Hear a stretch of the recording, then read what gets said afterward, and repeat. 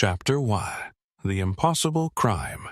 It was in the late spring of 1895 that the strange affair of the bone needle first entered our quiet rooms at Baker Street, though I can still remember with perfect clarity the briskness of the morning. The faint scent of fresh chalk from the ledger Holmes had scribbled upon, and the firm rustle of the Times, as he flicked a contemptuous glance over its headlines, had only just returned from an early call to a patient in Marylebone, a merchant's wife, suffering from what I diagnosed as simple melancholia brought on by isolation and the miseries of a loveless marriage, when I entered our sitting room to find Holmes standing, statue still, in front of the fireplace. He held a small ivory envelope between his fingers, the wax seal already broken. The fire had gone out, but the embers still glowed faintly. "You have missed a visitor," he said, without turning. "Indeed," I replied, setting down my bag and gloves. "A client?" "Not in the usual sense," said he.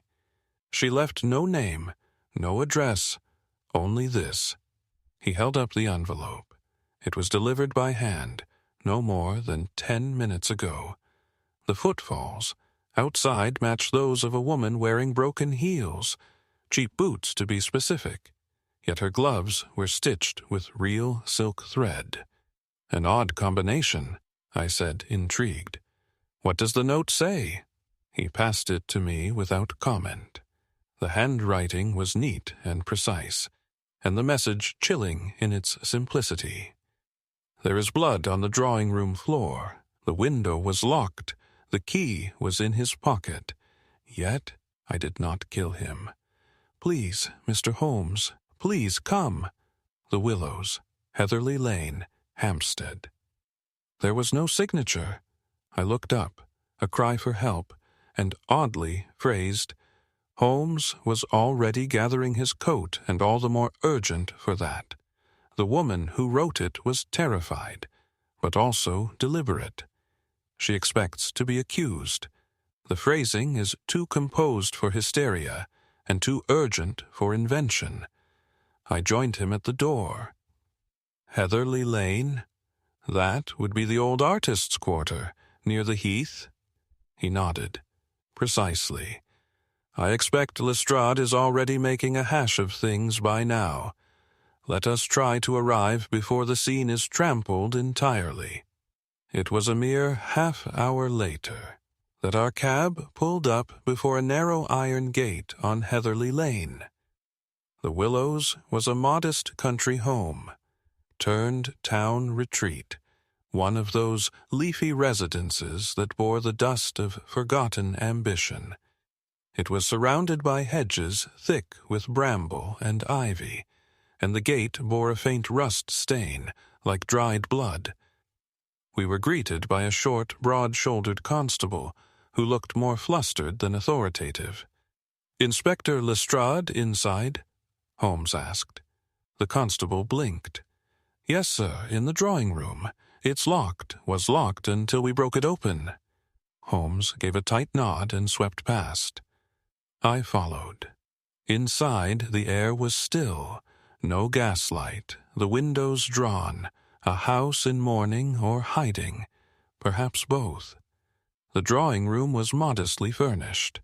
An old, upright piano, a row of porcelain vases on a walnut credenza, 2 armchairs, and a faded Turkish rug. It might have been picturesque were it not for the body on the floor. He was a man of about 60, balding, clean-shaven, and dressed in a dark woolen suit. He lay on his back in front of the hearth, eyes open, lips parted. Blood had pooled beneath him, though oddly there was no clear wound, no blade, no sign of violence, and clutched in one pale hand was a crumpled slip of parchment, pinned through the corner with a fine, yellowed needle of what looked like bone. Lestrade turned as we entered, his face grim. "Ah, Holmes, I thought you might show up." Holmes didn't acknowledge the greeting, moving instead to crouch beside the corpse. "Name?" he asked curtly. "Mr. Ormond Latterly, retired solicitor, lives here with his niece and a maid. According to the girl, he was discovered like this no more than an hour ago. Door locked from the inside. Window, too. Key was still in his pocket. When we pried it open, no sign of forced entry." Holmes nodded, eyes flicking over the rug, the hearth, and the corpse. "Unusual wound?" "No wound," said Lestrade. "Or none we can find. No sign of poison either. But the note—" "Well, that's the queer part." Holmes gestured. "May I?" Lestrade handed him the note, now preserved in a small envelope. Holmes turned it gently. A message of sorts. He read it aloud. "The sins of the dead return to the living. The eye sees what the soul avoids. No signature, no date. Only the neat puncture of the bone needle, which had left a small red mark where it had pierced Latterly's palm." I shuddered. "What do you make of it, Holmes?" He didn't answer, but stood slowly and turned to examine the door frame.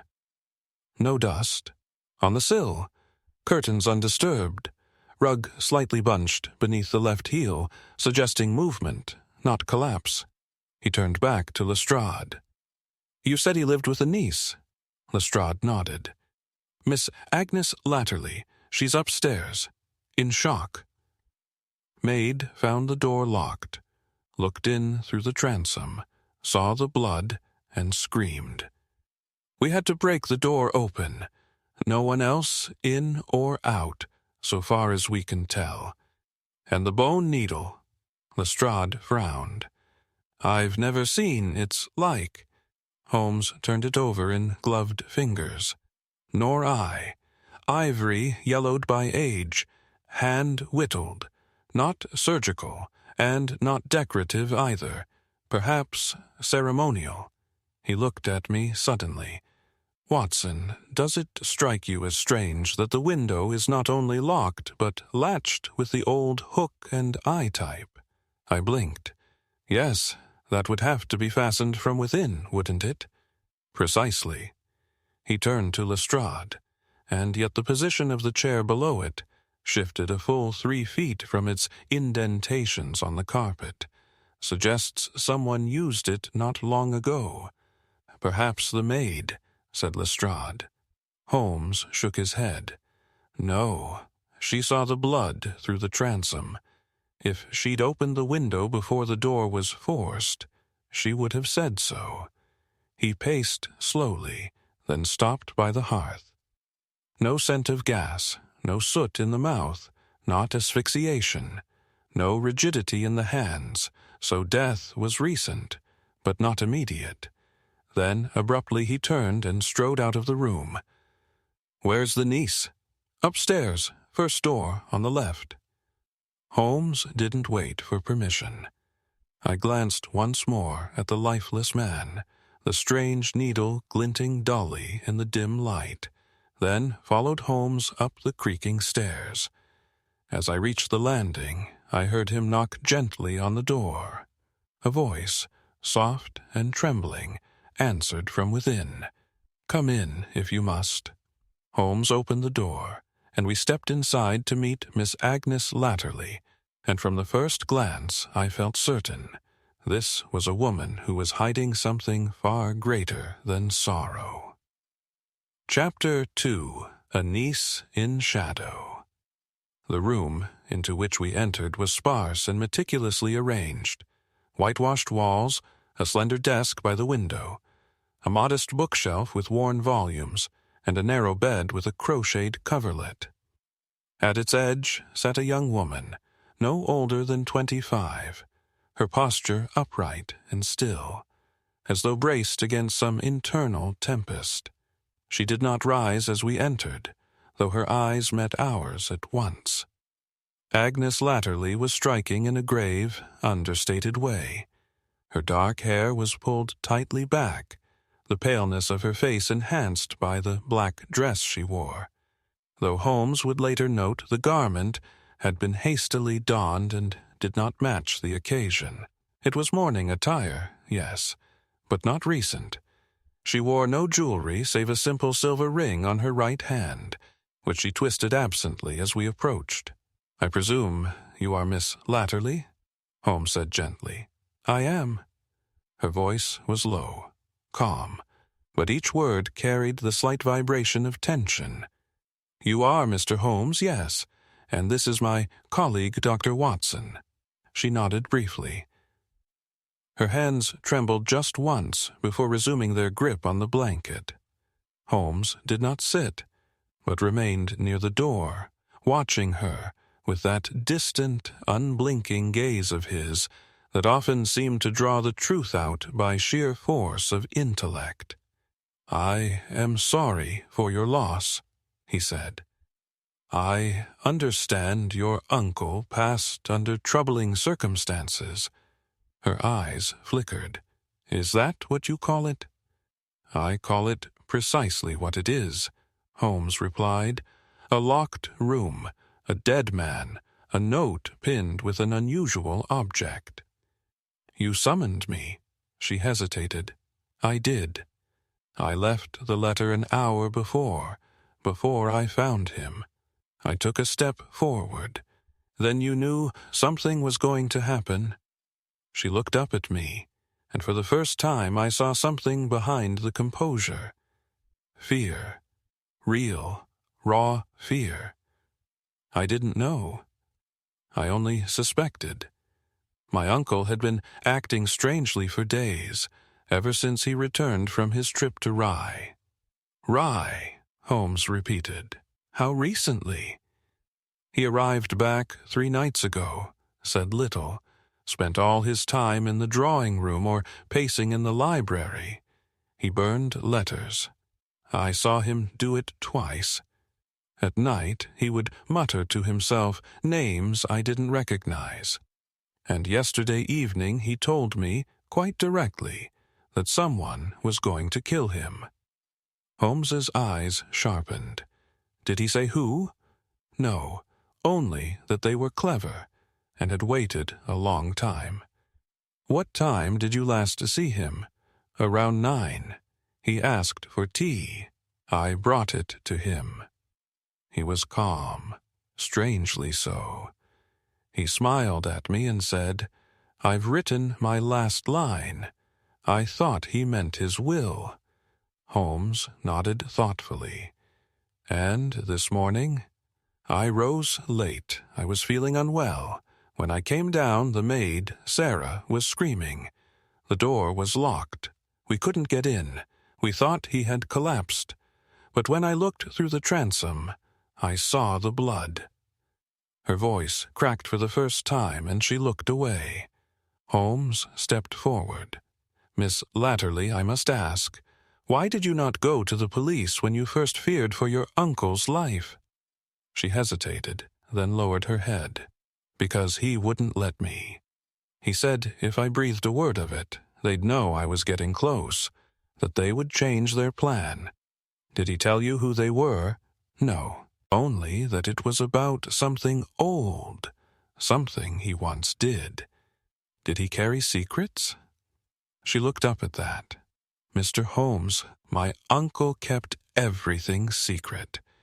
He never spoke of our family, our past, or how he made his fortune, only that he cleaned up legal matters for others. I was taken in at 8 when my parents died. He clothed and fed me, yes, but he never truly let me know him." Holmes turned slightly. "You mentioned he burned letters. Did you salvage any remains?" She reached under the desk and retrieved a small tin box. "Only this." Holmes opened it. Inside were several partially scorched fragments. I leaned in to examine them. Most were unreadable, but on one edge I saw a string of words barely legible. "Return what was taken, or your silence will be shattered." Holmes slipped the paper into his pocket with care, and the note found with the body.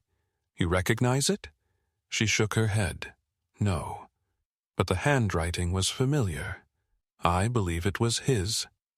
Watson frowned. Then he wrote the note that was pinned to himself. She closed her eyes for a moment. "I can't explain it, but I know my uncle's script. I would swear to it." Holmes was silent for a time. Then he turned toward the window, eyes scanning the rooftops beyond. The locked room. The self-written note. A needle made of bone, and an old man who claimed his past was returning. He looked back at Agnes. "Tell me, had your uncle any known enemies? Anyone who might have visited in the past few days?" She opened her mouth, paused, then said, "Yes, a woman. I never saw her face. She came the evening before last. I heard them arguing." Her voice was low but sharp. She called him Ormond. No one ever used his first name. And she said, "You made me a promise. You swore it. That oath still binds you." I heard a crash, then silence. When I entered the room, she was gone. He claimed it had been a solicitor. Holmes's expression did not change, but I could tell something had stirred in his mind. Did she leave anything behind? I thought not, but... She paused, then crossed to the fireplace and removed a small item from behind the mantel clock. This was wedged behind it. She handed it to Holmes. A calling card, blank except for an embossed emblem. An owl with a serpent in its beak. No name, no address. Holmes turned it over, his face unreadable. "This," he murmured, "is no ordinary calling card. This is a mark." "A mark?" I asked. He glanced at me, a symbol, often used by certain clandestine societies. Private oaths, ancient debts. Miss Latterly's voice was thin with dread. "Do you think that woman killed him?" Holmes did not answer directly. Instead, he turned toward the door. "Miss Latterly, I advise you not to leave the house. There may be questions yet to ask and dangers still present." "Do you believe I'm in danger, Mr. Holmes?" He paused, then looked back over his shoulder. "I believe the game has only just begun." Chapter 3. The Bone Needle and the Dustless Room. We returned to the drawing room in silence, the floorboards of the old house creaking beneath our feet with each step. Holmes walked ahead, the peculiar card bearing the owl and serpent emblem now tucked carefully into his pocket, while I lingered behind, troubled not only by the odd circumstances of Ormond Latterly's death, but by the strange restraint of his niece. She had shown neither tears nor denial, only that deep, frozen calm that hinted at something long endured. Back in the drawing room, Inspector Lestrade remained crouched beside the corpse, brow furrowed. A crime photographer had arrived and was preparing his cumbersome apparatus, while a constable stood by the door, taking a list of items recovered from the deceased's person. Holmes gave the scene a long, measured look. "Touch nothing further," he said quietly. "There is more here than meets the eye." Lestrade sighed. "That's your usual line, Holmes. But I'll admit I've never seen a room more locked, nor a man more dead, without a single mark to explain it." Holmes stepped forward, hands behind his back. "You see no mark, Lestrade, but there is always a mark if one knows where to look." He knelt beside the body once more, this time focusing not on the face or hands, but the needle itself. Murch, tweezers. He lifted the parchment gently from the palm, then extracted the object that had pinned it there. I leaned over as well, curious. It was unmistakably a needle, but one not fashioned for sewing or embroidery. Its shaft was long and smooth, tapering to an unusually fine point, and the hue of its surface was creamy, but flecked with darker grains. A close inspection revealed subtle carvings, almost hieroglyphic, along its sides. "Not ivory," Holmes murmured, "and not whalebone either. This is human bone." I recoiled. Surely not. Old, very old, perhaps even fossilized in part, carved and reused. This was not made recently, nor in England. I would wager it is ceremonial, a relic of a bygone rite, and used here, not as a weapon, but as a message. Lestrade raised an eyebrow. "You think someone killed this man?" Then pinned a message to him as a warning. "I believe," Holmes said, rising to his feet, "that the murder itself was the warning." He turned to the fire grate where a few small ashes still smoldered. With his cane, Holmes shifted the remains of the logs until he found what he was seeking: several curled edges of burnt paper, blackened but not entirely consumed. With great care, he retrieved them and handed them to me. "Watson, your medical training may serve us better than my eyes. Can you read anything?" I turned the charred pieces over. On one, a faint line of text remained. Refused to return it. Swore the name was buried, but nothing remains hidden. The handwriting matched the note we had seen earlier. Sharp, angled, precise. Holmes was right. Ormond latterly had written both, or someone who knew his script intimately had done so in his hand. Holmes stepped back and surveyed the room once more, his gaze moving slowly across every surface. Then he pointed. "There." I followed his finger. One of the porcelain vases on the credenza was slightly out of line with the others, barely noticeable. Holmes moved to it, lifted it, and held the base up to the light. A fine layer of dust covers the whole shelf, except beneath this vase. It was moved very recently. He tapped gently at the back panel of the credenza, hollow. With swift fingers, he pressed a point behind the central drawer, and a concealed compartment clicked. "Open," Lestrade leaned in with a whistle. "Well, I'll be—" Inside was a faded leather-bound journal, a small velvet pouch, and a second, older piece of parchment. This one sealed with wax, and a faintly visible symbol embossed upon it. The same owl and serpent we had seen earlier. Holmes examined the wax seal without breaking it. This, I think, was the reason Ormond latterly died. Lestrade reached for it, but Holmes drew it back. "No, Inspector, not yet. To break this seal before we understand its context would be premature. The dead man hid it deliberately. We must first know why." He opened the journal instead, turning quickly through the first few pages. "Mostly financial accounts," he muttered. "Retainers paid, names abbreviated. But here, listen." He began to read aloud. "May 4th. Received another letter from her. Insists I come to Rye. She uses the emblem now, just as in the old days. How she found me I do not know. If she speaks to Agnes, everything unravels. Must destroy what remains, must the ink trailed off at the bottom of the page. A woman," I said. "The same woman Agnes overheard, the one who called him by his first name." Holmes closed the book with a snap. Undoubtedly she knew his past. She used a symbol from it to draw him out, and when he failed to meet her demands, she— He paused, then looked at Lestrade. "Has the maid been questioned?" "Sarah Endell, yes. Poor thing's in a state, but she swears she heard nothing unusual last night.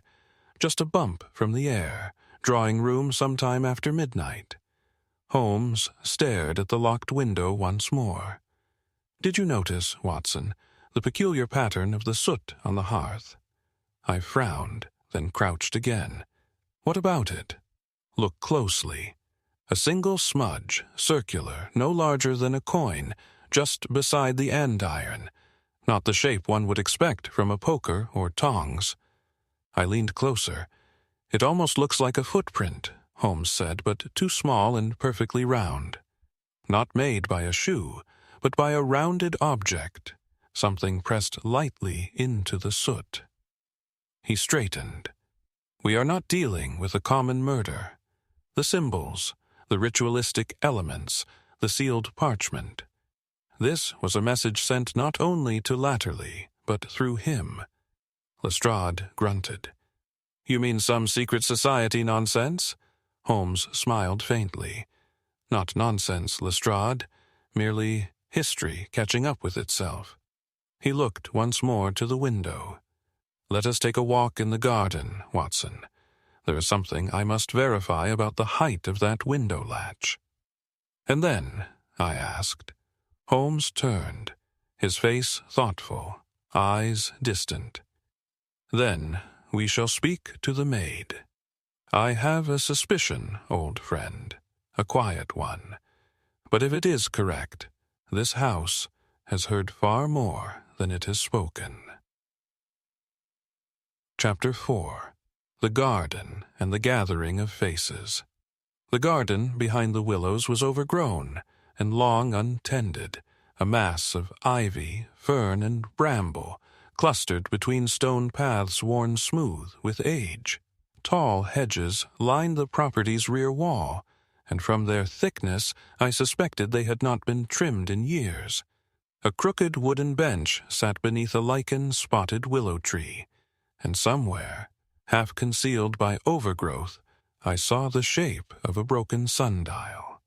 Holmes and I had stepped out not merely to refresh the air, but to examine something that had been troubling him since our arrival, the window latch from the drawing-room. From outside, the window appeared perfectly intact, its frame untouched. Holmes bent low, his cane tapping the brick foundation beneath the sill. He stood quietly for some time, then suddenly turned back toward the hedge. "Watson," he said, "what do you make of this?"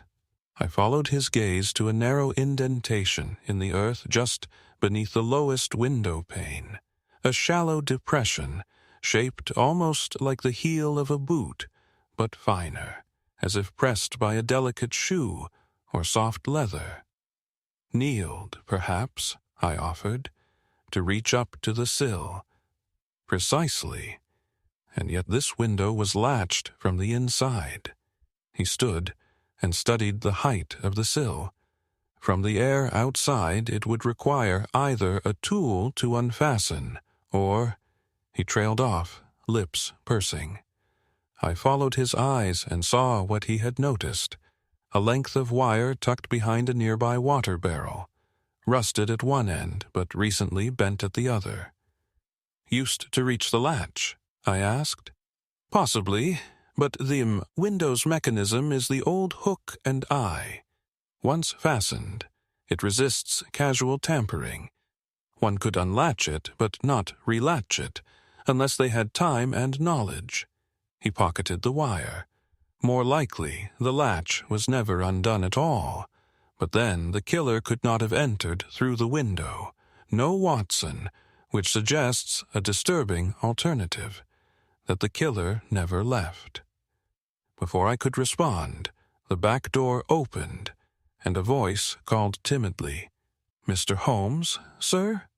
It was the housemaid, Sarah Endell, a slight girl of perhaps 19, pale and wide-eyed, with a blotchy complexion, and the air of someone who had spent the last hour trembling behind a door. She wrung her apron in her hands and dipped a nervous curtsy. Holmes stepped forward kindly. "Miss Endell, we appreciate your cooperation. We shan't trouble you long, I assure you." She nodded mutely. "How long have you been in Mr. Latterly's employ?" 6 months, sir. Came from Mr. Pepper's agency in Camden. I don't know much, really. Miss Latterly does most of the house managing. You lived here? Yes, sir, the attic room. Did Mr. Latterly often receive guests? Rarely, sir. A gentleman came by once, asked for him by name, but Mr. Latterly refused to see him. That was weeks ago. And then the lady came. Holmes's eyes sharpened. Tell me about the lady. Sarah glanced around as if afraid the garden might hear her. She came in a black cloak, hood pulled low. Her voice, it wasn't right, sir. It was soft but heavy, like someone was swallowing their words. She stayed half an hour. I only saw her when she left. Her hand was pale, long fingers, like she'd never worked a day in her life. And your master's mood afterward? Frightened. He started locking his doors even in the daytime. Wouldn't eat unless the food came from Miss Latterly's hand. Holmes tilted his head. He didn't trust you? Her eyes welled slightly. I think he didn't trust anyone. He studied her closely. And last night? I heard him moving about near midnight. He was humming something. An old tune. He did that when he was nervous. Then I heard a sharp sound like glass breaking. And silence. I thought maybe he'd dropped something. I didn't go down. I should have. Holmes gave a small nod. Did you ever notice him hiding anything? Perhaps behind books? Beneath floorboards? Her brow furrowed. There's a tile loose behind the library desk. I saw him step over it once, very careful-like. I never said anything. Holmes made a note. Thank you, Miss Endell. You've been most helpful. I suggest you remain in your room until the constables finish their work. She turned to leave, then paused. Sir, is Miss Agnes in danger? Holmes looked up. Perhaps, but not in the way you fear. When she had gone, we returned indoors. Holmes stopped at the foot of the staircase and gazed up toward the dark corridor above. I believe, he said, it is time we spoke again to the living. By early afternoon, all the house's inhabitants and a few figures from the surrounding village had been assembled in the parlor at Holmes's request. There was Agnes Latterly, seated apart, her expression composed but wary. Sarah Endell stood behind her, biting her lip. Inspector Lestrade leaned against the mantel, flipping through his notebook, and at Holmes's signal, 2 additional individuals entered the room. Mr. Blake and Mr. Ashcroft, Holmes said by way of introduction. Neighbors, and more than neighbors. Blake was a portly man with mutton-chop whiskers and a stained waistcoat, who identified himself as a grocer. Ashcroft, lean and sharp-eyed, said little, but watched everything. Holmes turned to Blake. Mr. Blake, you've known Mr. Latterly long? About 10 years. Bought his cheeses and his cigars from my shop, though he was never one for conversation. Did he have visitors? Blake scratched his head. Not often. Maybe once a season. But there was someone last week, odd sort, dressed like a mourner, even though it wasn't raining. Holmes looked to Ashcroft. I saw her, too, man said at last. She came walking from the heath, didn't take the road, wore gloves even though it was warm. Stood at the gate for a long time before she knocked. Did you see her face? Ashcroft shook his head. No, but she limped. Holmes's eyes lit up faintly. Thank you both. That will be all for now. When the 2 had gone, Holmes returned to the center of the room. We now have, he said, the outline of a shadow that once wrapped itself around Ormond Latterly's past. A woman who arrived cloaked and limping. A sealed parchment hidden behind a false panel. A ceremonial bone needle used not to kill, but to accuse. The question is no longer how he died, but why. And for that, we must understand what sin he tried to bury in rye. Rye, Lestrade repeated. You think this woman followed him from there? I do, Holmes said, and I intend to follow the same path. Pack your bag, Watson. We leave in the morning. Chapter 5. Rye and the Woman in the Mourner's Cape. The journey to Rye was cloaked in a veil of grey mist and restless sea winds. We left London on the early train the following morning, and as the city gave way to the fields and marshes of East Sussex, I could not help but notice Holmes's unusually subdued demeanour. He spoke little, save to remark once, as the train passed a rusted signal post. Watson, when men hide shame, it festers, and shame from long ago. Well, that is the rot that feeds the most unexpected flowers. It was early afternoon when we arrived in Rye, a coastal town of uneven cobbled streets and slant-roofed houses clinging stubbornly to the hillside. A mist rolled in from the channel, softening the contours of buildings and making the entire place feel like a town only half awake. Despite the hour, gas lamps flickered faintly in windows, and chimney smoke drifted lazily through the air. We found lodgings at a modest inn near Mermaid Street, and by 3 o'clock Holmes had begun his inquiries. He had no set direction. At first, only the instincts of a bloodhound, and the memory of a man's last days whispered in ashes and bone. His first stop was the town records office. A solicitor like Ormond Latterly, he said, scanning the doorframe before entering, would not visit a town without a paper trail. The question is, was he here to erase something or to collect it? Inside, we were greeted by a bespectacled clerk named Mr. Tilby, who managed the records with the cautious protectiveness of a dragon sitting atop brittle parchment. Ormond Latterly, Tilby repeated, scratching his chin. The name rings a distant bell. Came in, yes, a week and a half ago. Said he was researching burial deeds, quiet fellow. Which burial grounds? Holmes asked. St. Winifred's, mostly. He seemed most interested in records from 1847 to 1853. Holmes raised an eyebrow. That far back? Tilby nodded. A peculiar stretch of years there was a fever outbreak in 48, took many without kin. We lost several entire households that year. Why do you ask? Holmes merely offered a thin smile. Curiosity, Mr. Tilby, a vice I've never quite managed to shake. We spent another half-hour at the office, where Holmes jotted down a list of names Latterly had inspected. Among them, one appeared repeatedly. Margaret Elston.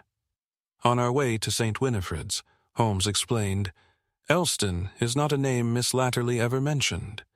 Yet her uncle viewed her record 3 times and returned the next day to request the death register. You believe she may be the key? I believe the needle was not the first warning Ormond received, but the last. Whatever happened between them, Latterly and this Margaret Elston was long buried. But now someone wants it exhumed. St. Winifred's Church stood on the far edge of town, overlooking a slope that ran into the fog-blanketed marshes. Its graveyard was a place of crooked stones and slanted crosses, the inscriptions worn thin by salt wind and time. An old caretaker met us at the gate and, under Holmes's questioning, proved surprisingly alert. Elston, he said, I remember the plot. Stones long gone. Most of those graves are just earth now. Poor girl, died young, unmarried. Her brother vanished soon after. Did she have family here? Not for long. The Elstons were shipwrights once, fell into ruin after some scandal. I was a child then, but the whispers never quite died.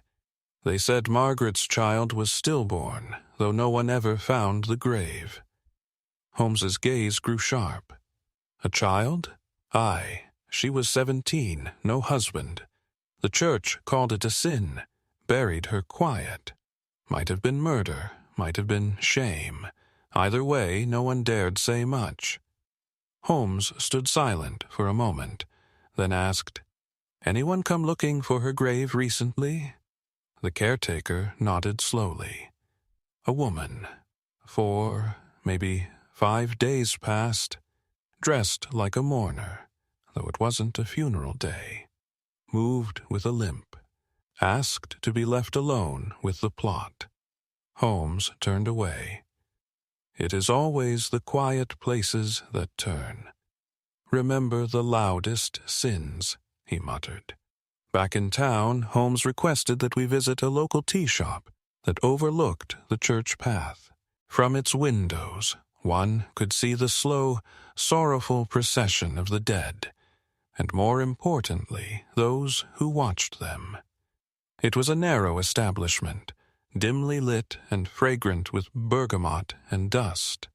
The proprietress, a Mrs. Moorfield, had a face like faded parchment and eyes that missed nothing.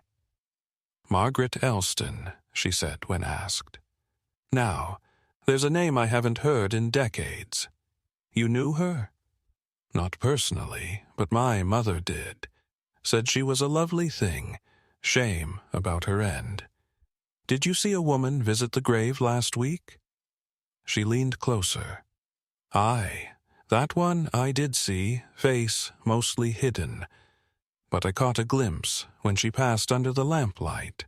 Hair white as milk, eyes like glass marbles. One looked blind, limped something awful. But her voice," she paused. "Her voice was clear. Spoke to herself the whole time, said things like, 'He broke the oath. They will know now. I have carried the secret long enough. Gave me the chills.' Did she say her name?" "She did, but she said, it like a curse. 'Tell him, tell Ormond. The sister of the bone still waits.'" Holmes stood very still. Then he bowed faintly. "Mrs. Moorfield, you have been most illuminating." Back in our lodgings that evening, I confronted Holmes as he lit his second pipe. "You've known all day this woman wasn't merely a vengeful relative. What is she?" "And a mitten," Dorsey stressed, looked into the flame. "She is something forged from old betrayal, Watson. Something patient. You believe she killed Ormond?" "I believe she warned him. I believe the murder was his reckoning, but the hand that delivered it may not have been hers." "Then who?" Holmes exhaled smoke. "That," he said, "is the question the dead no longer fear to answer. And so we must return to the Willows." He tapped the end of his pipe. "Because someone in that house, alive, clever, and frightened, knows what happened in Rye, and pinned that note with the bone of the past." Chapter 6. A Locked Letter and a Missing Name. We returned to London the following evening, beneath a violet dusk. The sky over the city painted with that familiar haze of smoke and coal-fired gloom. Holmes had spent most of the journey in silence, reclining in the corner of our compartment, with fingers steepled and eyes half closed. I could sense the tension building behind that still facade, not the frustration of confusion, but the quiet intensity of a mind arranging the final pieces of a structure no one else yet perceived. As the lamps of Baker Street flickered into view, he finally stirred. "Watson, have you ever known a secret so deeply buried that it becomes myth, even to those who keep it?" "I've known regrets, Holmes," I said cautiously. "But myths," he turned to me, "latterly believed he could silence the past with a legal document. But myth resists parchment, and the sister of the bone, if that is truly what she calls herself, is not merely a woman, but a consequence." Back at Baker Street, Holmes wasted no time. The moment we crossed the threshold, he fetched the sealed parchment retrieved from the willows, laid it flat upon his desk, and examined it again beneath a magnifying glass. The wax seal remained untouched. The owl and serpent now gleamed under the lamp like a quiet threat. Holmes's fingers hovered over it, but he did not yet break it. "Why do you hesitate?" I asked. He did not look up. "Because opening this may tell us what Latterly was hiding, but not who else knew of it. The moment it is broken, its power is lost. While it remains closed, others will still believe its silence holds weight." He opened a drawer and removed an old pair of silver tongs, using them to carefully lift the parchment and place it in a locked tin box. "We wait," he said simply. I made to speak again, but a knock interrupted us. Mrs. Hudson entered with a telegram. Holmes tore it open. As he read, a faint flicker of approval crossed his features. "It's from Lestrade. There's been a development at the Willows." An hour later, we were once more at the Hampstead residence, now dimmed by clouds and a fine drizzle that clung to the window panes like breath. Lestrade met us in the drawing-room, his coat still damp. "Well, Holmes, your instincts served you again. We had a break-in." "When?" "Sometime during the night." No sign of forced entry. The latch to the back cellar door was found open, but there were no footprints leading to it in the morning dew. Nothing taken. Oddly, no valuables are missing, but the compartment in the credenza where you found the journal is empty. Holmes's expression darkened. Then the thief knew precisely what to seek. Agnes says she heard nothing, and the maid, left in the night, vanished. At this, Holmes turned sharply. Vanished? Gone. Her trunk was half-packed, door ajar. No note. Holmes took a slow breath. Then we must speak to Miss Latterly again. We found Agnes seated in the library, now dressed in a high-necked black gown of softer fabric, her hair more loosely gathered than before. Her eyes remained composed, but there was a subtle tightness to her jaw that I had not seen during our first meeting. "You're here about the break-in," she said without preamble. Holmes nodded. "You heard nothing? I sleep soundly when exhausted, Mr. Holmes. Grief is oddly numbing. Did you notice Sarah behaving unusually before she disappeared?" She hesitated. She seemed frightened. She kept asking if the police would search the attic. I told her no, there was nothing to hide. She didn't believe me. "Why should she suspect the attic?" Holmes asked quietly.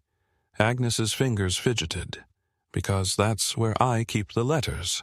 My uncle's correspondence. Old ones, mostly. He let me catalog them. I think she feared I might show you something." Holmes's eyes narrowed. "Show me, then." With a nod, she rose and led us up to the top floor. The attic was clean, though sparse. A narrow trunk sat beneath the dormer window.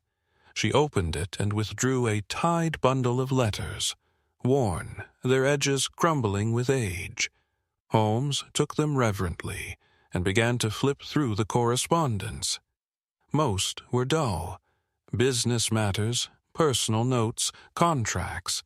But near the bottom of the stack he paused. One envelope stood out. Faded, unaddressed. Sealed not with wax, but with aged glue. Written in a hand different from the others, he opened it slowly. Inside was a single sheet, yellowed by time. The handwriting still legible. "To whomever receives this, if you find this letter, you are already in danger. My name is not Ormond Latterly. That was the name I took. My birth name is John Elston. I fled Rye in 1853 after my sister's death. I took her child and sold him. to save myself from the scandal and from ruin.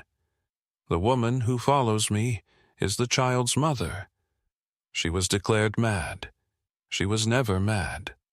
I was the coward. I swore an oath to silence, and it is broken. If this reaches you, then she is coming. Forgive me. Agnes stepped back. I don't understand. Holmes handed me the letter and turned, away, pacing the length of the attic. John Elston became Ormond Latterly. He buried his identity, and with it a crime. The sister of the bone is not the mother, but the avenger. Perhaps a sister. Perhaps a nurse. Someone who kept watch over the wronged. She followed him to London. And she is not done. Agnes looked shaken. But what does she want? Holmes turned back. Justice, or vengeance, or both. He looked once more at the trunk.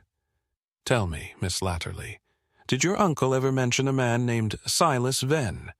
She froze. No, but I found that name once, in a journal entry, years ago. My uncle had written it in the margin beside the words. He knows the child's name. Holmes's eyes lit up. Then Silas Venn is the key. And I suspect he is still very much alive. Lestrade frowned. And where do we find this Silas? Holmes smiled grimly. We don't. He finds us. Chapter 7. The Whisper in the Library. Night fell heavy over London, the sky thick with smoke and stars alike, occluded by the low-hanging gloom. Holmes and I returned once more to Baker Street after our long day at the Willows, and although he lit the lamps and brewed his usual black tea, he barely touched his cup. He paced instead, back and forth, his thoughts seemingly orbiting some elusive truth that refused to land. I had never known Holmes to be quite so absorbed by a case that lacked physical evidence, and yet I understood why. This mystery had no clear beginning, no theft, no obvious motive, only a name buried in dust, a woman veiled in mourning, and a crime committed in silence. After some time I set down my medical journal and asked the question that had been stirring in my mind since the attic discovery. Holmes, what if Silas Venn is not a man, but another name assumed, as Ormond Latterly was once John Elston? Holmes turned toward me, a glint of approval in his eyes. A perceptive observation, Watson, and indeed that may very well be the case. The victors write history, and in this instance the guilty rename themselves to escape it. Do you believe Venn was an accomplice? Not quite. A keeper, perhaps. A guardian of secrets. There is something. He paused, finger tapping the mantel. Something about that line. He knows the child's name. It suggests the child was, not lost, merely hidden. At that moment a firm knock sounded at the door. Mrs. Hudson, ever reliable despite the hour, appeared moments later with a puzzled expression. A man, sir, elderly, thin as a rake. He refused to give his name, but insisted you'd know him by his boots. Holmes raised a brow. Send him in, Mrs. Hudson. A few seconds later the man stepped into the sitting room. He was slight and hunched, his overcoat draped over his bony frame like an old curtain. But it was indeed the boots that stood out. Muddy, worn, stitched in a peculiar spiral pattern I'd seen only once before, in a catalogue of custom cobblers who serviced fringe religious sects. Holmes rose. Mr. Venn, I presume? The man gave a dry chuckle. So the old man's guilt finally caught up with him, eh? He removed his hat and stepped closer. The gaslight revealed a sunken face, deep-set eyes, and a thin scar tracing the side of his jaw. I knew you'd come calling, or that someone would once he was gone. I felt the noose tighten the moment I read his name in the obituary column. Holmes gestured for him to sit. "Mr. Venn, we require the truth, all of it." He exhaled sharply. "Then I'll give it to you, but only once. You'll want to listen close." What followed was one of the most chilling accounts I had ever heard. Venn spoke in a rasp that wavered at times, but never strayed from its grim clarity. In 1848, I was the gravedigger's boy at St. Winifred's. That was the year the Elstons fell apart. Margaret was the pride of the family, bright, kind, and unfortunate. She fell pregnant, never spoke the father's name. Her own brother John cursed her and called her mad, said she'd ruined the family. "Was she?" I asked softly. Venn looked at me. Ruined? Perhaps. Mad? Never. She loved that child with every scrap of her soul, but it was born still, or so we were told. The midwife screamed, and Margaret nearly died from the bleeding. They said it was a mercy, but she never believed it. Holmes leaned forward. "You're saying the child lived?" Venn nodded. "She was right not to trust them. John took the babe while she lay half dead and spirited it away, sold it to a couple up north. A solicitor's arrangement, a clean break. But Margaret found out. And then she changed, became the sister of the bone." Holmes murmured, "Aye. She fashioned that name from her mother's old tokens. She began sending warnings to John, left feathers on his doorstep, bone needles in his books. She disappeared for years. But I always knew she'd return. She wanted only one thing, the child's name." "And you knew it?" I asked. "I did. John came to me one night, drunk, desperate. He couldn't bear the silence anymore. He told me where he'd sent the boy, said he'd changed the name, burned the papers, made it so even he couldn't trace the path again. But I remembered. I wrote it down. That's why she kept me alive." Holmes's voice was soft now. "Where is the child?"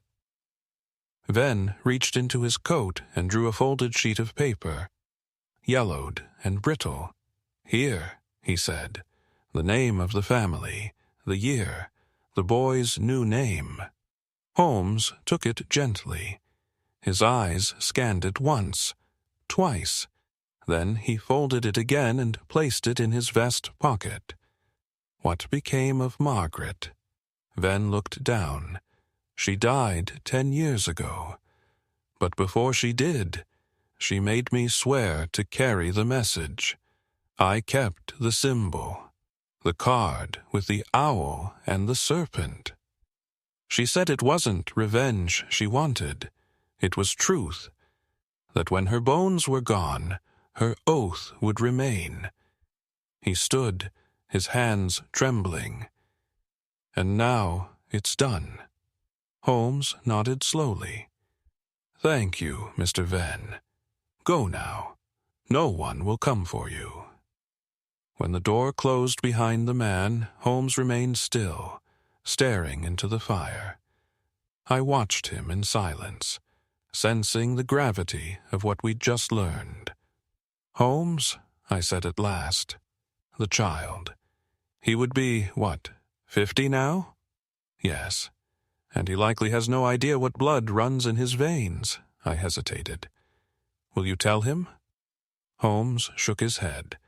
"No, Watson, not yet. This is no longer a matter of birthright. It is a matter of danger. Someone else wants that secret. Someone who broke into the willows, stole the parchment, and frightened the maid into flight." He tapped the envelope in his pocket. "And if I am not mistaken, That person has already touched this very room. Chapter 8. Holmes Tests a Theory. The following morning dawned dim and wet. The sky over Baker Street a sullen canvas of ash. Holmes had risen early, earlier even than Mrs. Hudson, and I found him already in the sitting room, peering into his chemical cabinet with one hand occupied in measuring a clear solution and the other manipulating the letter retrieved from Silas Venn.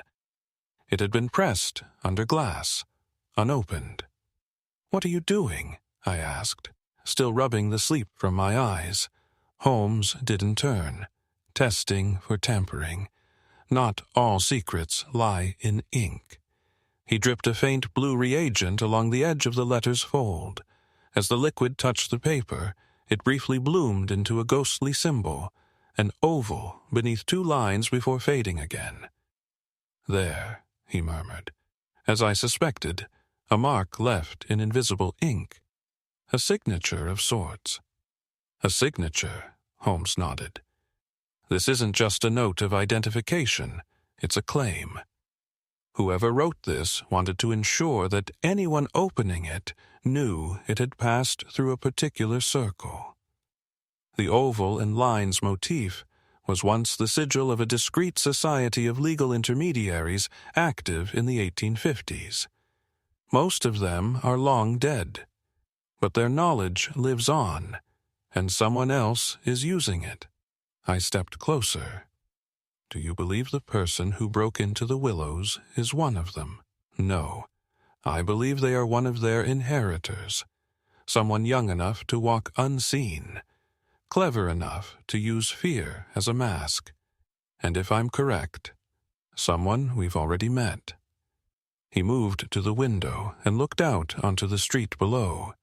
"Watson, do you recall the curious detail about Agnes Latterly's wardrobe? Her dress, yes, in mourning, yet ill-fitting, and not tailored for her figure. It was her mother's, or another woman's, repurposed. And her hands bore no ink stains, no calluses, no signs of the domestic economy she claimed to manage. It suggests to me a life less bound by routine and more cloaked in story." I frowned. "You think she's hiding something?" "I do, but not necessarily guilt, perhaps fear or something deeper, which is why today we will put the matter to the test." Holmes sent a brief note to the Willows via courier, requesting Miss Latterly's presence at Baker Street to assist in the arrangement of her uncle's final papers. Within 2 hours, a cab pulled up, and Agnes stepped out, veiled and composed. She entered the room with the calm grace that almost masked the strain in her posture. "You requested me, Mr. Holmes." "Indeed," Holmes said, motioning to a seat. "There has been an update in the matter of your uncle's legacy." I watched her reaction closely. Her face did not twitch, but her fingers pressed into her lap, hard enough to whiten the knuckles. Holmes continued. "We have located a witness, an old man, Silas Venn, who once knew your uncle during the period when he was known as John Elston." At this, her composure cracked. Her eyes flashed wide. "John Elston? That name? I've never heard it. Your uncle's name before?" "He became Ormond Latterly. It was assumed during a retreat from scandal, a reshaping of identity. He was not the man you thought." She looked down. I suspected. There were inconsistencies, stories he wouldn't explain, but I never pressed. He was generous, and I was grateful. Holmes took a step closer. "Miss Latterly, I must ask plainly, did you know about the parchment hidden in the credenza?" "No," she said, but too quickly. Holmes gave a slight nod as if confirming something silently to himself. "I see. Then allow me to show you something." He withdrew the sealed parchment from the tin box and placed it unopened on the table before her. Agnes did not reach for it. Her eyes were fixed on it with the intensity of someone staring down a weapon. "Would you care to open it?" Holmes asked softly. "No," she whispered. "Why not?" "Because, whatever it says, it will change who I am, and I don't want to know. You believe it contains the truth of your parentage?" She looked at him sharply. "What?" Holmes raised a brow. "Miss Latterly, did your uncle ever treat you with undue caution? Did he isolate you? What's your friendships? Choose your tutors?" She said nothing, but tears welled in her eyes. "Because you were not his niece, were you?" Holmes said gently. "You were the child." The room fell utterly still. She whispered, "He told me I was adopted, that my parents died in a fire in Yorkshire, that he had taken me in. He took you from Margaret Elston," Holmes said, "your mother, your real mother. He sold you into a new life, and later, racked with guilt, retrieved you. You were both a debt and a shield. He raised you out of remorse." Agnes sat still, her hands trembling in her lap. "I always wondered why he never spoke of my parents, why I looked nothing like him." Watson broke the silence. "But the sister of the bone, what does she want now, if the child has already been found?" Holmes turned slowly. "That, my dear Watson, is what we are about to discover." He opened the folded letter from Venn and laid it beside the sealed parchment. "Agnes," he said, "did you leave this house last night?" She shook her head. "No." "Then someone else did." "And someone else returned to the Willows. Someone who knew of the parchment. Someone who wants this truth buried again." Agnes looked up sharply. "You think I'm in danger?" "I think," Holmes said, "that we all are, and I intend to invite the danger to reveal itself." He turned toward the fire and tossed in a small piece of paper, one that bore only a single line, written in Holmes's elegant hand. "The parchment will be opened tonight at Baker Street. All secrets end here." As the paper curled into ash, Holmes looked to me and smiled. "The bait is laid, Watson. Now we see who dares take it." Chapter 9. A Second Attempt. The culprit strikes again. The evening hours dragged with slow, deliberate wait. The lamps along Baker Street glowed faintly through the fog, and Holmes insisted the curtains remain undrawn, the sitting room fully illuminated for all to see from the street. The sealed parchment sat like a coiled serpent on the center table, untouched since morning, its presence undeniable. Holmes moved with calm deliberation, positioning chairs at precise angles, adjusting shadows, and laying out the decoy letter beside the real one, under the guise of careless display. Agnes Latterly, pale but resolute, sat in the far corner near the bookcase, her eyes locked on the door as though it might open on her past at any moment. I kept to my usual chair, near the fireplace, revolver loaded and tucked into the breast of my coat, as Holmes had suggested. "It is a curious thing," Holmes said at one point, pacing slowly, "how often those who fear discovery are drawn toward it. They cannot help but return to the scene, not merely for destruction, but for confirmation. They must see whether the secret has truly slipped from their grasp."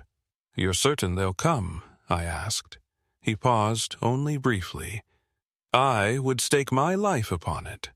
As the clock ticked past 9:30, the fog deepened, curling past the windows in lazy, coiling tendrils. We sat in silence. Even Agnes seemed to understand the sanctity of this waiting, how one must not speak too soon, lest the moment be lost. Then, faintly, it came. A sound, not from the street, but from within the house. Holmes turned his head sharply. "There," he whispered. "Top landing, the floorboard near the linen cupboard, third from the stairwell." I listened, straining my ears. A pause, then again, the soft, unmistakable creak of weight upon timber. Agnes gasped quietly. Holmes held up a hand for silence. He reached beneath the table and removed a second revolver, checking the chamber before gesturing for me to circle through the kitchen and out into the rear hall. I moved as silently as I could, boots making no sound upon the carpeted steps. As I reached the first-floor landing, Holmes slipped past me and ascended the second flight alone, a shadow among shadows. Then something unexpected. A sudden thud, a scraping sound, and a gasp. Not Holmes's voice, but another. Thin, rasping, panicked, I rushed upward just as Holmes's voice rang out. "Watson! Upstairs!" I burst onto the attic landing to find Holmes pinning a figure against the narrow wardrobe door. The person was cloaked, but not in morning black. Rather, a heavy brown traveling coat, hooded and frayed. Holmes pulled the hood down in a single swift motion. It was Sarah Endell, the maid. Her face was pale, drenched with sweat, and her eyes darted in wild, frightened confusion. In one hand she clutched a long, slender blade. Not a dagger, but a tailor's knife. "I wasn't going to hurt anyone," she shrieked. "I came for the letter, that's all." Holmes didn't release her. "The letter you stole once already. You returned for what? Insurance? To destroy what you missed?" She shook her head violently. "I don't care about secrets. I only wanted to be free." "Free from whom?" Silence. I moved closer, my revolver trained loosely at her midsection. "Tell us, Sarah, who sent you?" She began to sob. "He said it would only be one job, watch the girl, report anything strange. But then the old man started burning things, hiding things, and he changed the instructions. I was to search the house when no one was looking. If I found the bone needle, I was to take it.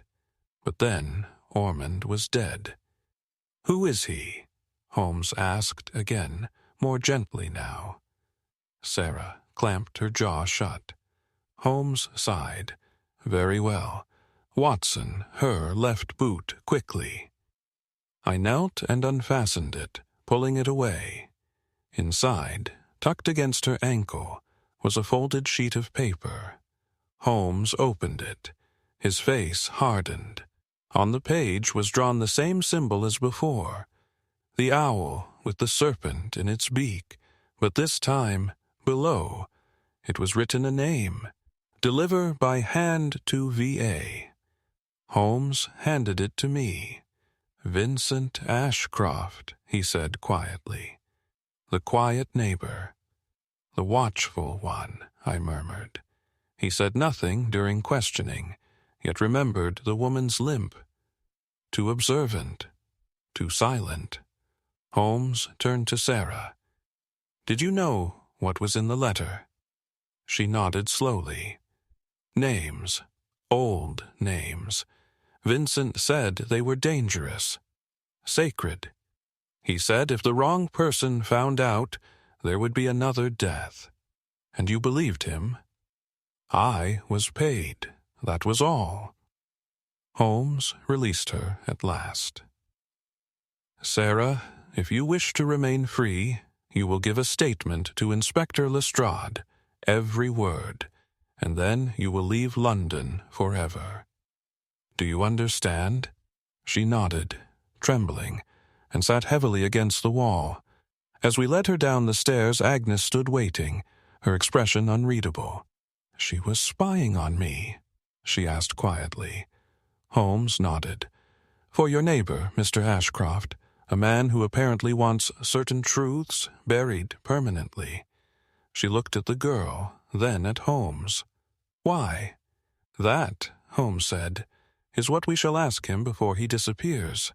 He turned to me, eyes glittering in the low lamplight. We move tonight, Watson. We shall pay a visit to the man who remembers too much and speaks too little.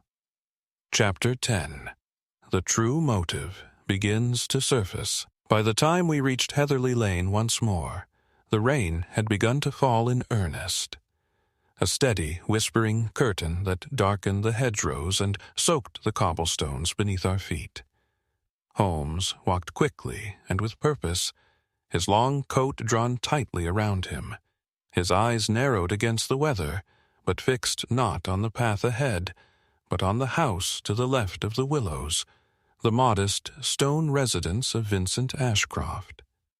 Lights were on in the parlor, though the curtains had been drawn. A thin stream of smoke issued from the chimney, and a faint clink of glass echoed in the street, as if someone had just poured a drink. All suggested comfort. But there was something calculated in its presentation, too tidy, too perfectly ordinary. Holmes glanced at me. Be ready. He will not be surprised. We knocked once. A pause. Then a voice called, measured and composed. Enter. The door had not been locked. We stepped into a small vestibule and found Ashcroft waiting in the adjoining room, seated in an armchair beside a crackling fire. He looked precisely as he had when we first met him, slim, impeccably dressed, his gray-streaked hair combed back and his face set in a mask of benign civility. "Mr. Holmes," he said with the ghost of a smile. "Dr. Watson, what a pleasure, and such dreadful weather to be out in." Holmes ignored the pleasantry. "Where is the original parchment?" Ashcroft's smile did not falter, but his fingers tightened ever so slightly on the armrest. "I'm afraid I don't know what you mean." "You do," Holmes said flatly. "You were behind the break-in at the Willows. You employed the maid to spy on Agnes Latterly, and you have been seeking the parchment that Ormond Latterly concealed for nearly 3 decades, I think," Ashcroft said, rising smoothly. "You've been misinformed." Holmes took a single step forward, and his voice dropped. "The owl and serpent. The mark of the Concordium Scriptorum, a society that once ensured the burial, literal and legal, of the Victorian elite's worst sins. You were never a neighbor. You were a steward, a watcher." Ashcroft's smile vanished. "Very good," he said quietly. I wondered how long it would take. He walked to the mantel, poured himself a finger of brandy from a crystal decanter, and sipped it calmly. "Suppose I ought to congratulate you. Not many still remember the Concordium. Even fewer would know how to recognize its sigils." Holmes remained still. "You are not old enough to have been one of the founders, but I suspect your father, or guardian, was." "My father, yes," Ashcroft said. "Vincent Ashcroft, Sr., a man of great discretion and boundless loyalty. He kept the secrets of ministers, judges, and barons, and passed those secrets to me. He set down the glass. One of them was the child." Holmes said nothing. Ashcroft continued. "Ormond John Elston was a coward, yes, but he was not without conscience. He sought out the Concordium to cleanse the shame of his sister's fall. He paid handsomely for the erasure of her child's lineage. Our records were thorough, and yet he retrieved the child later, I said. Raised her himself." "Guilt," Ashcroft murmured. "It corrodes the cleverest of minds. He could not bear the thought of the child in foreign hands, So he fabricated a new past, adopted her himself, and hoped we would not notice. "You did," Holmes said. "We always do," Ashcroft replied. Agnes, who had remained by the door in silence, now stepped forward. "Why watch me? Why keep this alive after so many years?" Ashcroft turned to her, and for the first time his mask slipped, his voice hardened. "Because your very existence endangers the legacy of half a dozen great families. If the truth of your parentage were known, if the connection to Margaret Elston and the scandal of 1848 were unearthed, it would not merely disgrace the dead. It would unravel fortunes, call into question titles, invalidate wills." He looked to Holmes. "You see now why the parchment cannot be allowed to surface." Holmes' expression was unreadable. "And yet you killed no one." Ashcroft looked at him evenly. "We sent warnings, the needle, the card, the false name in the registry. We wanted him to surrender it, but the fool grew paranoid. He hid it somewhere we couldn't reach, and then sealed his own fate." "Then who killed him?" I asked. Ashcroft's eyes narrowed slightly. "Not I, though I believe he feared I would. That fear may have killed him more surely than any blade." Holmes studied him a moment longer. Then slowly he turned to me. "Watson, kindly retrieve the parchment from your coat." I hesitated, then did as instructed, handing over the sealed document we had guarded since Rye. Holmes held it up for all to see. "You came for this, but what if I told you it's a forgery?" Ashcroft's mouth twitched. "It isn't. But how can you be certain? The true parchment may still be hidden, or perhaps it was destroyed years ago, and this is merely an echo meant to bait you out of silence." The color drained slightly from Ashcroft's cheeks. Holmes stepped forward, lowering his voice. "The Concordium no longer rules by fear, Mr. Ashcroft. The age of hidden registries and secret oaths is dying. You have spent your life tending to a ghost, but you are not protecting power. You are protecting lies. Old, decaying lies." Agnes's voice rose behind us.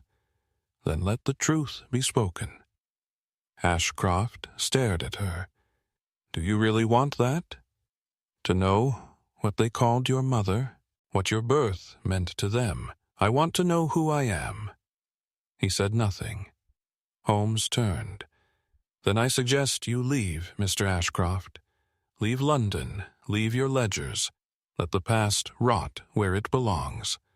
And to my astonishment, Vincent Ashcroft did. He took up his coat without another word, and as he stepped into the rain-drenched night, I had the strange impression that he was relieved. Not defeated, relieved. When he was gone, Holmes stood in silence. Then he turned to Agnes and extended the still-sealed parchment. "It is yours to open," he said gently. But she shook her head. "No," she said. "Let it burn. Whatever it says, it won't change what I am now." She looked out the window towards the empty street. "I would rather live in peace than in vengeance." Holmes nodded, and without another word, placed the parchment on the fire. We watched it burn, slowly, cleanly, as all secrets must. Chapter 11. The Bait Holmes's Grand Strategy. The following morning broke with a curious stillness, as if the city itself paused to breathe after the storm. Baker Street was quieter than usual. No clatter of wheels, no shouting from costermongers, only the dull, rhythmic patter of drizzled rain against the window panes. Holmes stood at the hearth, his eyes fixed not on the fire, but on its ashes. The last remnants of the parchment Agnes had refused to read had crumbled into nothingness, leaving behind no more than a faint spiral of soot. "You believe Ashcroft will stay gone?" I asked, sipping my tea.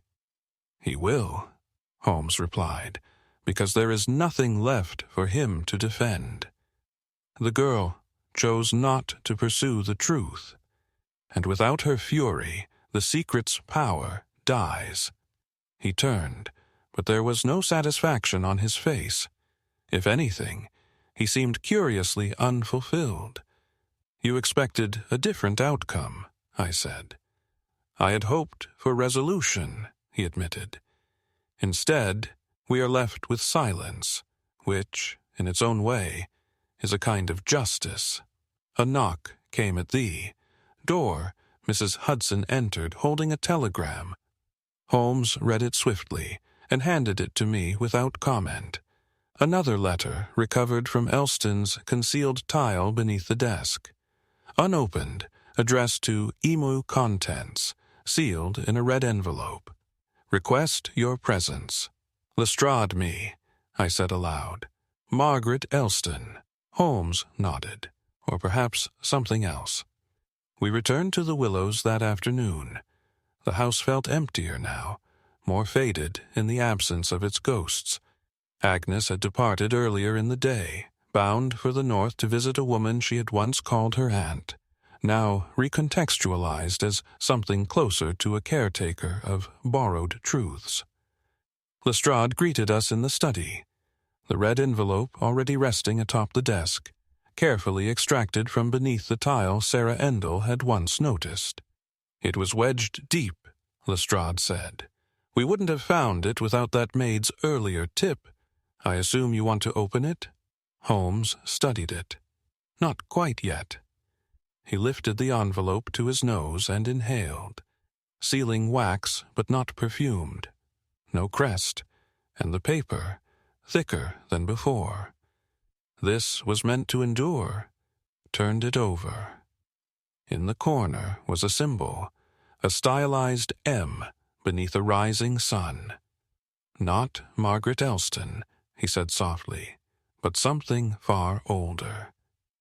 "A cipher?" I asked. "Possibly. Or an emblem from her lineage. The Elstons may not have been as obscure as we believed." Holmes cracked the seal carefully. Inside was a single folded sheet, not handwritten but typed, an unusual choice for the era. He read it aloud. "To the bearer of this note, if this is found, then the child has survived, and my blood endures. The one who holds this paper holds a truth that even I was not allowed to voice. The Concordium is not the only society with reach. They feared what I knew. They silenced me with shame, then buried me in memory. But my oath was never to them. It was to her. There is a vault beneath St. Winifred's, hidden behind the apse. Within it lies the original registry of the sisterhood. Not just names, but confessions, sealed in blood. The child's name is written there, not for shame, but for honor. Let the silence end if it must, but let it end with care. No signature, no date, only the same sun emblem at the bottom corner." Lestrade scratched his head. Vault, registry. I thought this whole thing was just a family scandal. Holmes handed him the letter. So did I, but it seems the past has layers even I failed to detect. I watched him carefully. "You believe there is a deeper society than the Concordium? I believe," Holmes said, "that Margaret Elston and those like her were not only victims, but architects of their own protection. The sisterhood, if it existed, was not simply a symbol of vengeance. It was a network, a counterforce. Looked to Lestrade, and the names in that registry may yet implicate more than just Elston." Lestrade paled slightly. You want to open it?" Holmes nodded. "Tonight, quietly, with no press, no yardmen, only trusted hands." By midnight, we stood once more within the moss-covered graveyard of St. Winifred's. The fog curling through the crooked headstones like breath through ancient teeth. The church itself was locked and empty, but the caretaker had granted us access under the pretense of legal inspection.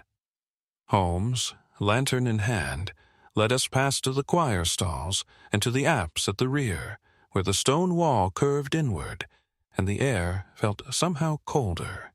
"There," he said, pointing to the base of the stonework. A faint seam, nearly invisible, traced the outline of a panel. Holmes pressed his palm against a series of 3 stones in an oddly rhythmic sequence, then stepped back. Nothing happened. He frowned. Then, from his coat, he withdrew the needle, the bone needle that had once pinned the first note to Ormond Latterly's palm. He fitted it into a small hollow beneath the seam. There was a click. The panel slid open. Behind it lay a narrow stone stairway, descending into darkness. "Good God!" Lestrade muttered. We followed Holmes downward, the steps slick with moss and old moisture.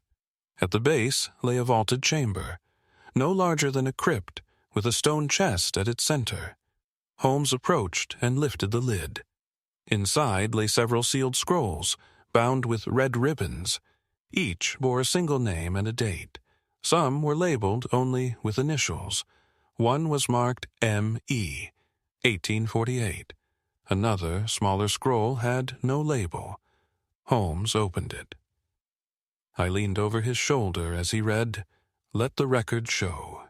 The child of Margaret Elston lives, taken unlawfully, raised unknowingly. Blood of Elston and R."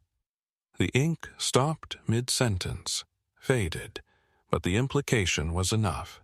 "Who is R?" I asked. Holmes stared into the chest. "I do not know, but I intend to find out." Lestrade stepped back. "Holmes, this is something more than Scotland Yard can contain." "Yes," Holmes replied, "which is why we shall not involve them until the final name has been spoken aloud." He closed the chest and looked at me, expression unreadable. "Past has not finished speaking, Watson. Not yet." Chapter 12. The Moment of Recognition. We emerged from the vault beneath St. Winifred's in the early hours of morning, the sky overhead beginning to bleed into a bruised gray as dawn fought its way through the shroud of fog. Holmes was silent as we crossed the uneven graveyard, the iron gate creaking behind us like the sigh of a secret reluctantly surrendered. Lestrade had remained behind to document the scene, locking the entrance to the apse with a rusted chain and padlock, while muttering about needing more constables and fewer mysteries. Holmes, however, moved like a man in a trance, his steps light but purposeful, his face lined with thought.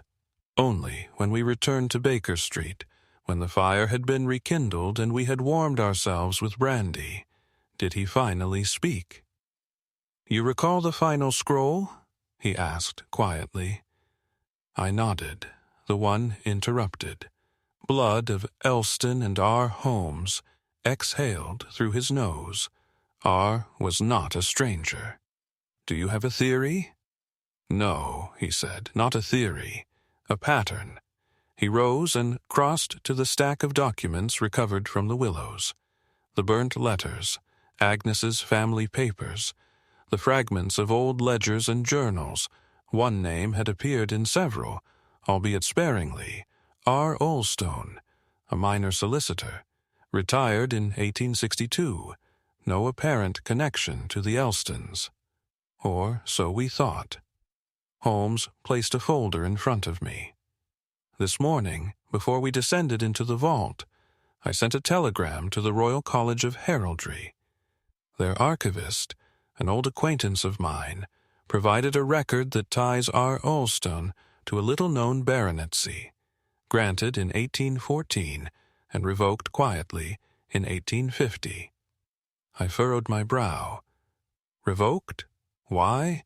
Because he was accused of fathering an illegitimate child with a servant. Holmes tapped the letter with a gloved finger.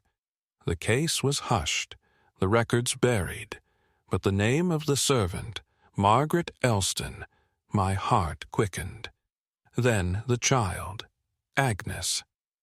"It's not merely the daughter of disgrace," Holmes said, "but the illegitimate heir to a lost title, one quietly scrubbed from existence." He looked at me sharply. That was the true danger, not the scandal, but the claim. If proven, Agnes would have legal rights to an estate long since absorbed by other hands, including the family of Vincent Ashcroft. The pieces shifted into place like stones in a lock. Ashcroft's loyalty to the Concordium, I said slowly, was never about idealism. It was about property, inheritance, and identity, Holmes added. He was not merely preserving the legacy of a society. He was protecting his own family's claim to land, titles, and reputation. If Agnes were to assert her birthright, the Ashcroft line could be shattered, their estate claimed by someone born of supposed scandal. Then the parchment, I murmured, was a map, a key to the true bloodline. Holmes nodded, and that is why it had to burn. "But you didn't burn the truth," I said. "You held back." A faint smile crossed his lips. "I burned a parchment, Watson, not the parchment." He rose and walked to the bookcase, drawing from the top shelf a thin, rolled scroll bound in plain twine. "I created a facsimile for Agnes to cast into the fire. The original remains here." I stood. But why deceive her? Because she chose peace over vengeance. She no longer seeks the truth, but that doesn't mean it should vanish. Holmes gently replaced the scroll in a hidden cavity behind the books. One day, perhaps, she or someone else will need it. Not for glory, not for power, but for justice. There was a knock at the door. Mrs. Hudson poked her head in. "A gentleman to see you, Mr. Holmes. Wouldn't give a name. Says he's here on behalf of Miss Latterly." Holmes and I exchanged a glance. "Show him in," Holmes said. "A moment." Later, a tall, thin man entered. He was plainly dressed, his face sun-worn and leathery, with the calm expression of one long used to concealment. He carried no umbrella, no hat, and when he removed his gloves, I noticed a tattoo, faded and indistinct, just above the wrist, an owl's head in profile. "I was told," he began, "that you are in possession of something that belongs to a woman I once swore to protect." Holmes inclined his head. "And who are you?" The man looked at the fire, then back at Holmes. "My name is Edward Roth. I was Margaret Elston's friend, and the true father of her child." A stunned silence fell Darchar. Ulstone had not been the father. He had been the scapegoat. Roth continued. "We were separated by war and lies. When I returned, they told me she died in shame. I went into exile, but I never stopped watching."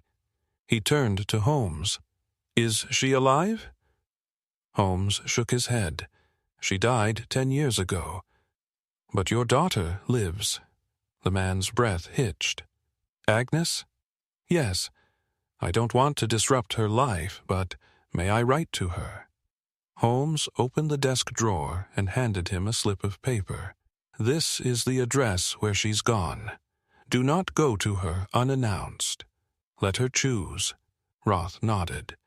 Tears barely checked in his eyes. He looked at us both. "Thank you." When he was gone, I sat in silence beside Holmes. "What will happen now?" I asked. Holmes stared at the fire, his voice low. The crime was not the murder, it was the forgetting. The theft of a life, hidden beneath titles and silence, that cannot be fully undone, but it can be remembered.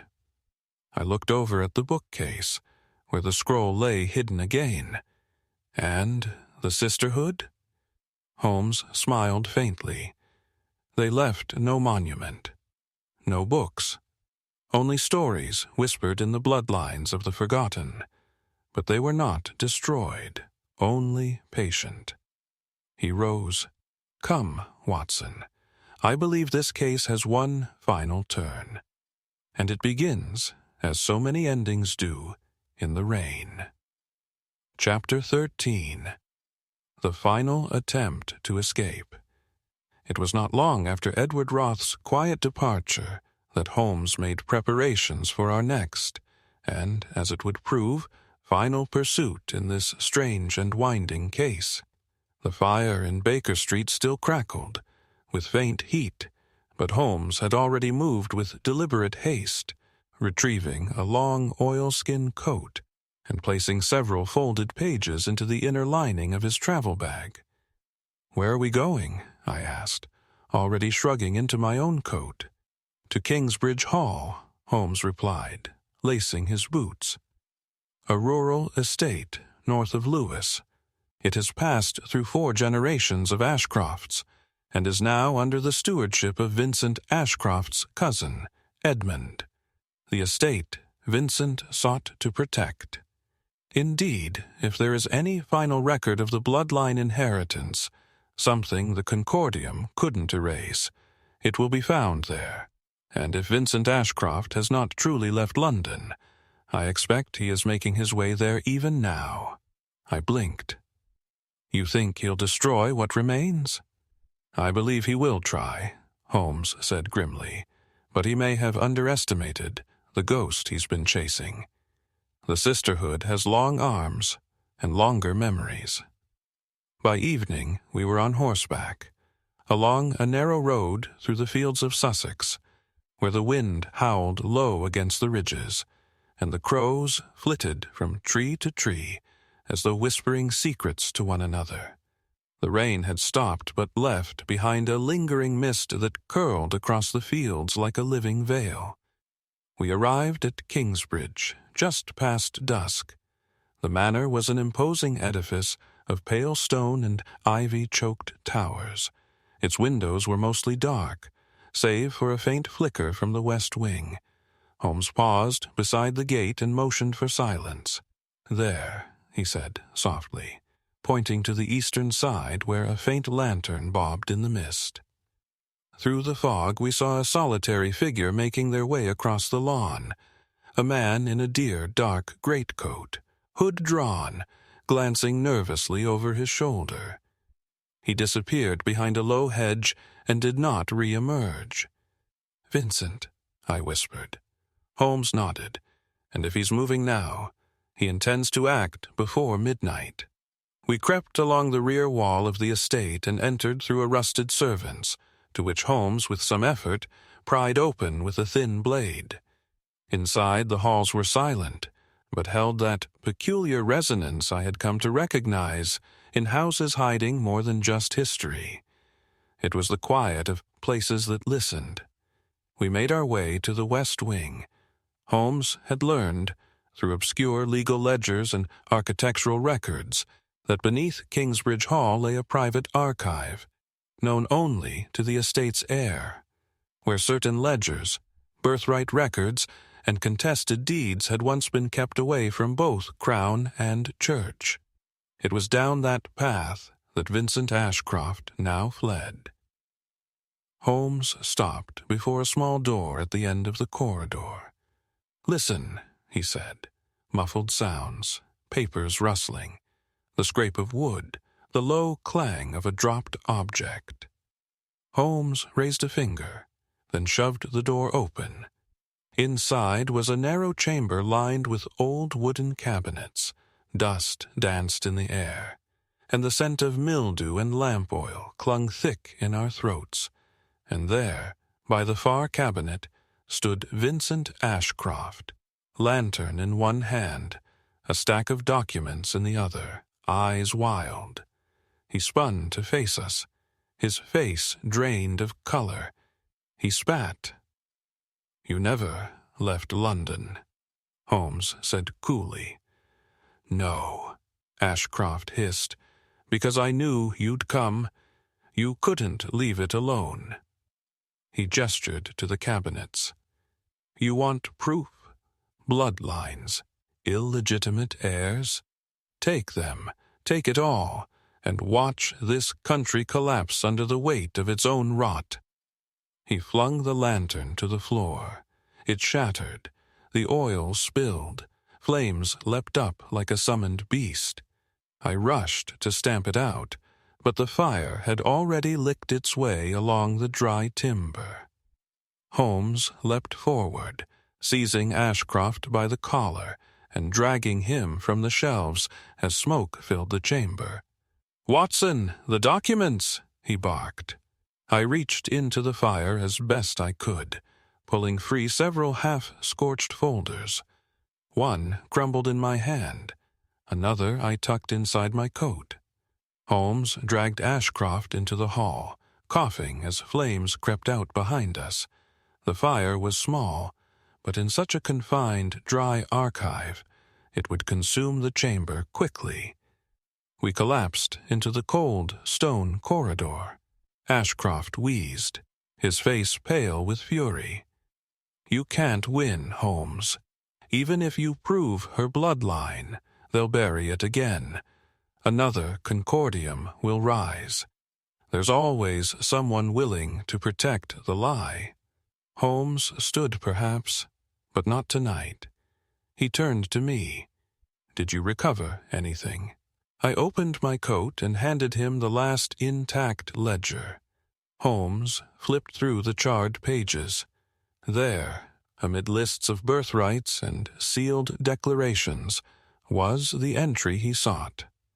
Margaret Elston, daughter of Jonathan Elston and Cecily Wren. Issue, one daughter unnamed, registered under protection of the inner estate, to be reviewed in 872 under clauses 7. Inheritable entitlement disputed. Holmes closed the ledger with care. "It is enough," he said softly. An hour later, Lestrade met us at the gates with a pair of constables. Ashcroft was taken without resistance. He did not speak again. As we rode back through the fog-bound hills toward London, Holmes was uncharacteristically quiet. He kept the ledger close, wrapped in oilskin, and stared out into the dark with that rare expression I had come to know well, something between exhaustion and vindication. At last, he said, "We have unmasked no killer, Watson. But we have revealed a crime nonetheless, one stitched into the very fabric of inheritance and memory. You believe it will hold? That Agnes's claim will survive?" "Not immediately," Holmes replied, "but one day someone will read that ledger, and the lie will end." He looked over the hills, where the mists curled and broke upon the land like waves against time. The sisterhood knew this. That truth must outlive vengeance. That memory is a slower flame than hate, but one that burns forever and true. Chapter 14. Holmes closes. In the final clue. Revealed, the following day dawned cold and brittle, as if the city itself had exhausted its warmth in carrying the weight of long-buried truths. The fog over Baker Street had not lifted, but Holmes was already at work, more animated than he had been in days. The ledger, recovered from Kingsbridge Hall, lay open on his desk, its singed edges pressed carefully beneath thin glass panes. He did not touch it instead. He paced. "There is still one gap," he said abruptly, halting mid-stride, one piece that refuses to fall into place. I looked up from my armchair. The bloodline? No, Holmes said. The motive? I blinked. Motive? But we've uncovered it all. Ashcroft's intent was clear. Preserve his family's claim, suppress the truth of Agnes's heritage. Holmes shook his head. Too neat, too reactive. Ashcroft tried to suppress, he attempted to destroy. But he did not initiate. He would not have killed Ormond Latterly, not directly, and yet Latterly died. He tapped the side of his temple. He died not from violence, but from fear. And fear, my dear Watson, is the most potent weapon when wielded by one who knows where to strike.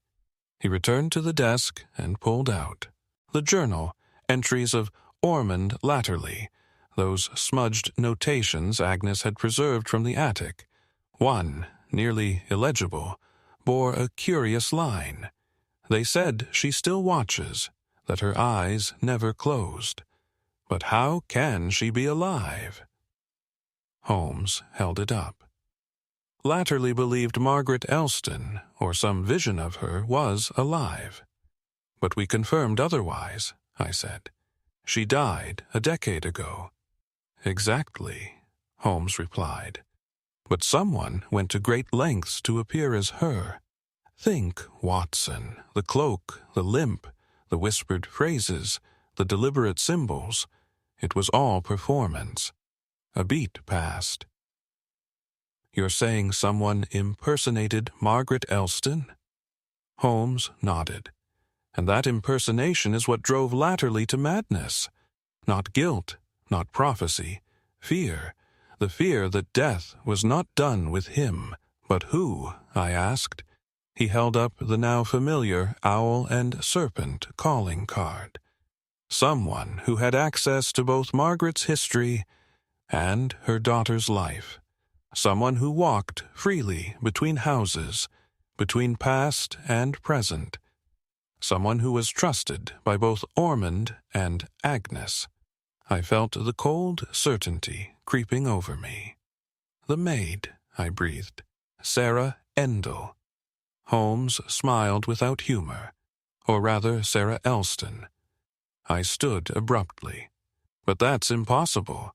She was barely out of girlhood, was she? Holmes asked. Her voice was soft, yes, and her features youthful, but her eyes told a different story. Her file from the agency was forged. I checked this morning. There is no Sarah Endell in their records, and her supposed attic room. Never slept in. No dresses, no linens. I sat back, stunned. She's a daughter, I asked. Another child, perhaps, or a ward, a believer. The sisterhood's last echo. Someone raised in its traditions, groomed to continue Margaret's oath. And she killed Latterly? No, Holmes said. She frightened him. She whispered in the dark. She pinned the note. She wore the mourning cloak and limped before his window. It was a theater of guilt. And Latterly, frail and paranoid, died of it. And the needle? Holmes tapped his fingers on the desk. A symbol, not a murder weapon, a relic of the sisterhood. She pinned it after death, Watson. Marked the body as a message. I sat in silence for a long moment, then asked, Where is she now? She vanished after the break-in at the Willows, but not far. She is not a woman who runs. She waits, she watches, and she wants us to know that she acted not for vengeance, but for ritual. He stood, slipping on his coat. Where are we going now? I asked. To the chapel at the back of St. Winifred's, Holmes said. I have a suspicion she left something for us there. A final note. A final key. The chapel behind St. Winifred's was little more than a ruin, its walls half collapsed, its bell long since fallen and broken in the grass. But Holmes moved through the overgrowth with purpose, eyes scanning the stone alcoves until he stopped at a crumbling niche in the wall. There, nestled between two stones, was a folded square of cloth. Inside it, wrapped like a relic, was a second needle, identical to the first. Holmes turned it over in his palm. Carved into the side, so faint as to be nearly invisible, was a phrase in Latin, sanguis non mentitur, blood does not lie. Holmes tucked it into his coat and turned to leave. "She's telling us," he said quietly, "that Agnes was never the goal. Her safety was guaranteed. The message was for others, for us, for those who bury truth under the pretense of civility." "What will you do with it?" I asked. "Keep it," Holmes said, "until someone tries to deny her name again." That night, back at Baker Street, Holmes wrote a letter. He sealed it with red wax, placed the owl and a serpent card within, and addressed it with no name, only a symbol. I watched him walk to the fire and toss it in. "You're not keeping a record?" I asked. "I just did," he replied, "and you, Watson, shall preserve the rest." Then he turned to the window and stood there, staring into the mist. A child of blood, a woman of oath, a man who buried his name, and behind them all, a sisterhood that never sought power, only memory. He paused. "Sometimes, Watson, justice comes not with a bang, but with a whisper heard 3 generations later." And he said nothing more that night. Chapter 15. The Final Gathering. It was 3 days after the discovery at St. Winifred's when Holmes summoned all remaining figures of the case to a single room, our sitting room at Baker Street, that theater of final reckonings. The storm had broken, leaving London washed clean and luminous beneath a pale March sun, though Holmes, ever the dramatist at heart, insisted the curtains remain drawn. By late afternoon, the room was arranged precisely to his liking. The decanter was full but untouched, the fire burned low, and a single envelope rested on the table like a challenge. It bore no seal, only the emblem of the owl and serpent, drawn in Holmes's own hand. At 5 o'clock sharp, they began to arrive.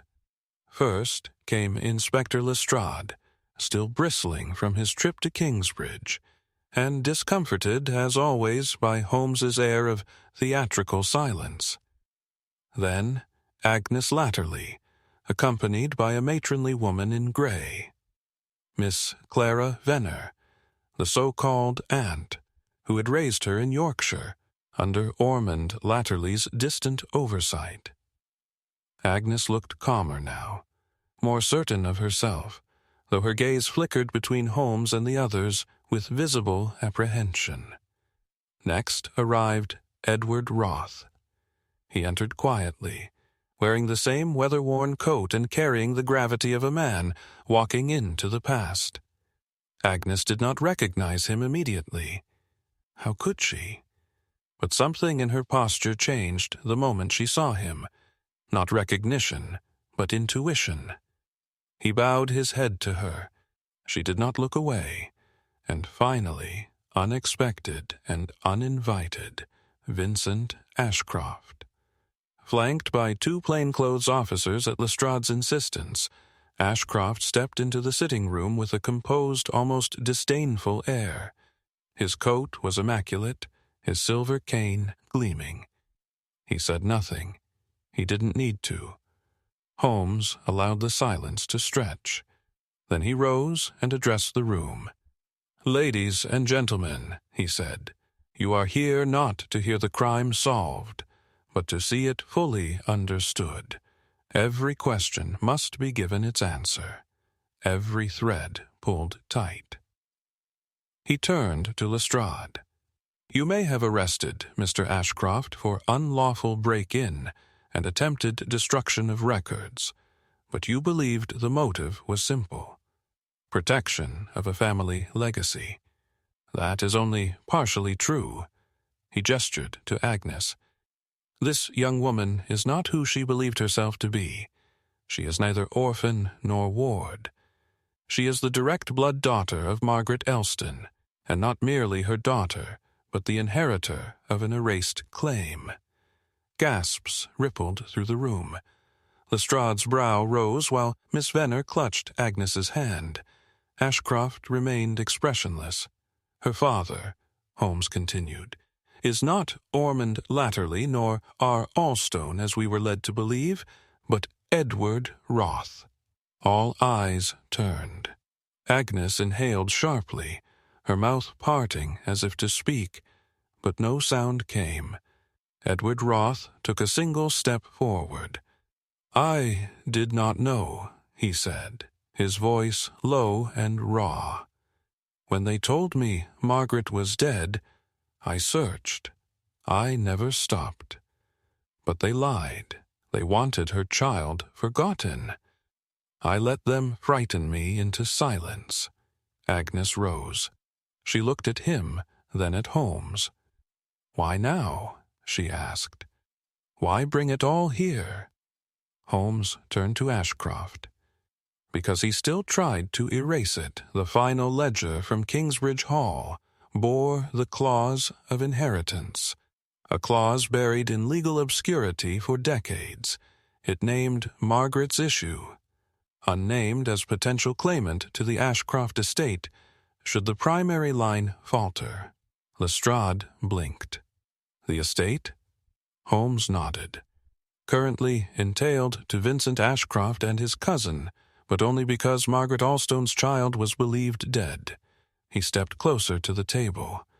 "But beyond legalities, beyond land and titles, there is a deeper wound, a crime not of violence, but of deception.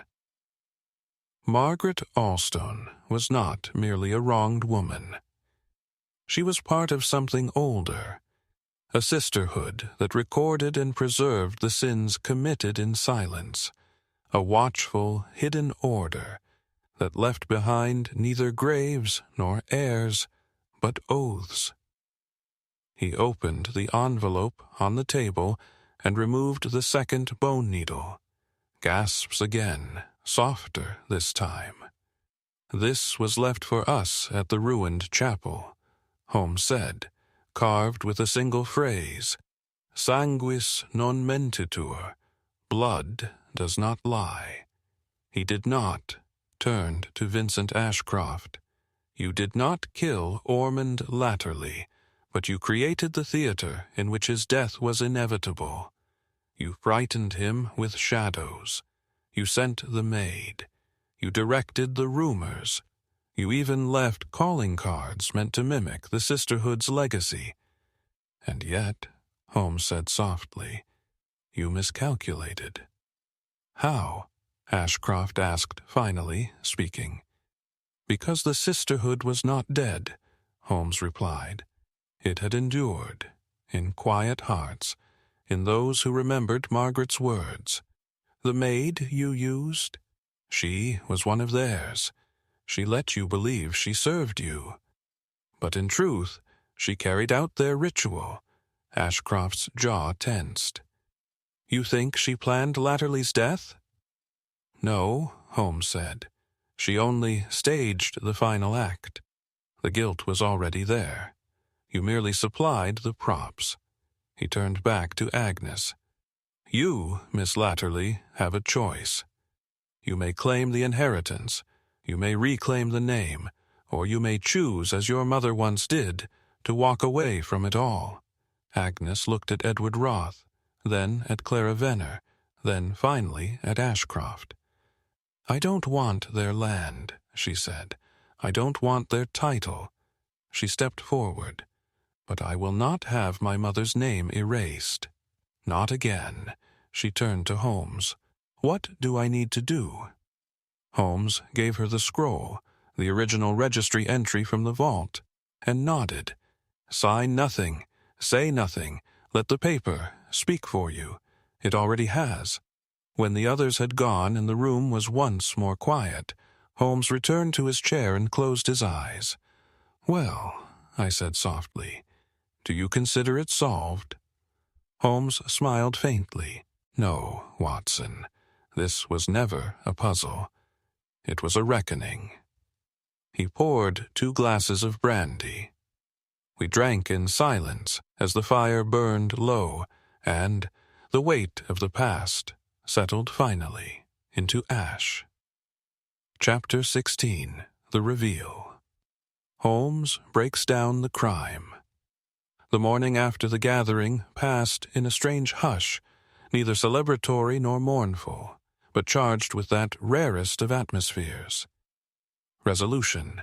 It lingered in the air of Baker Street like incense after a final sermon, and even Mrs. Hudson seemed to tread the stairs more softly than usual, as though reluctant to disturb whatever judgment had been delivered the night before. Holmes had slept for scarcely 3 hours. I found him at his desk in the early light, not with his violin or pipe, but with his notebook open, lines drawn, arrows sketched, names connected like a spider's web. He was not solving the case now. That had already been done. He was recording it, untangling the invisible thread for the sake of clarity, not victory. "You mean to publish it?" I asked, still tying my cravat.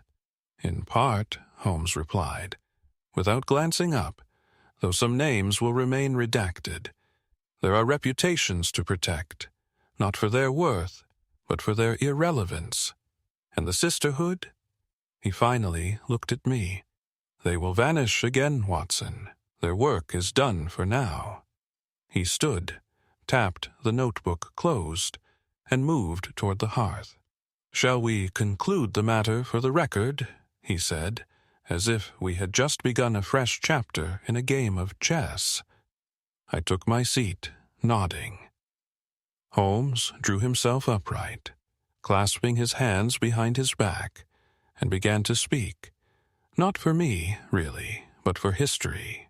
"The true chain of events begins not with the death of Ormond Latterly," Holmes said, but with his betrayal of his sister Margaret Elston in the spring of 1848.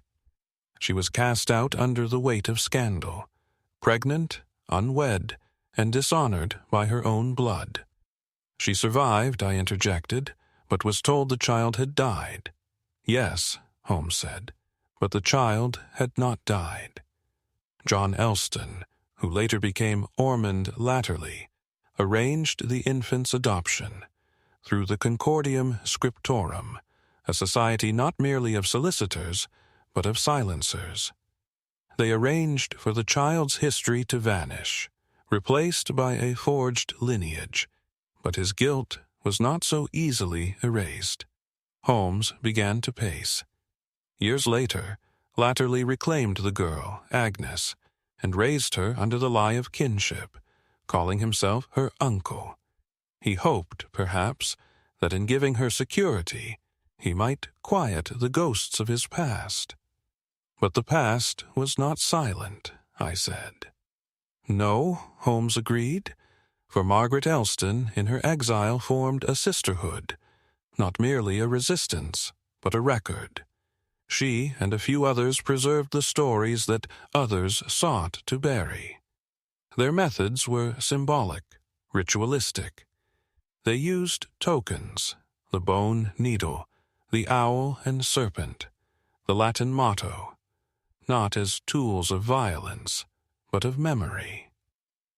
Holmes turned to the fire, and when Margaret died, her oath did not die with her.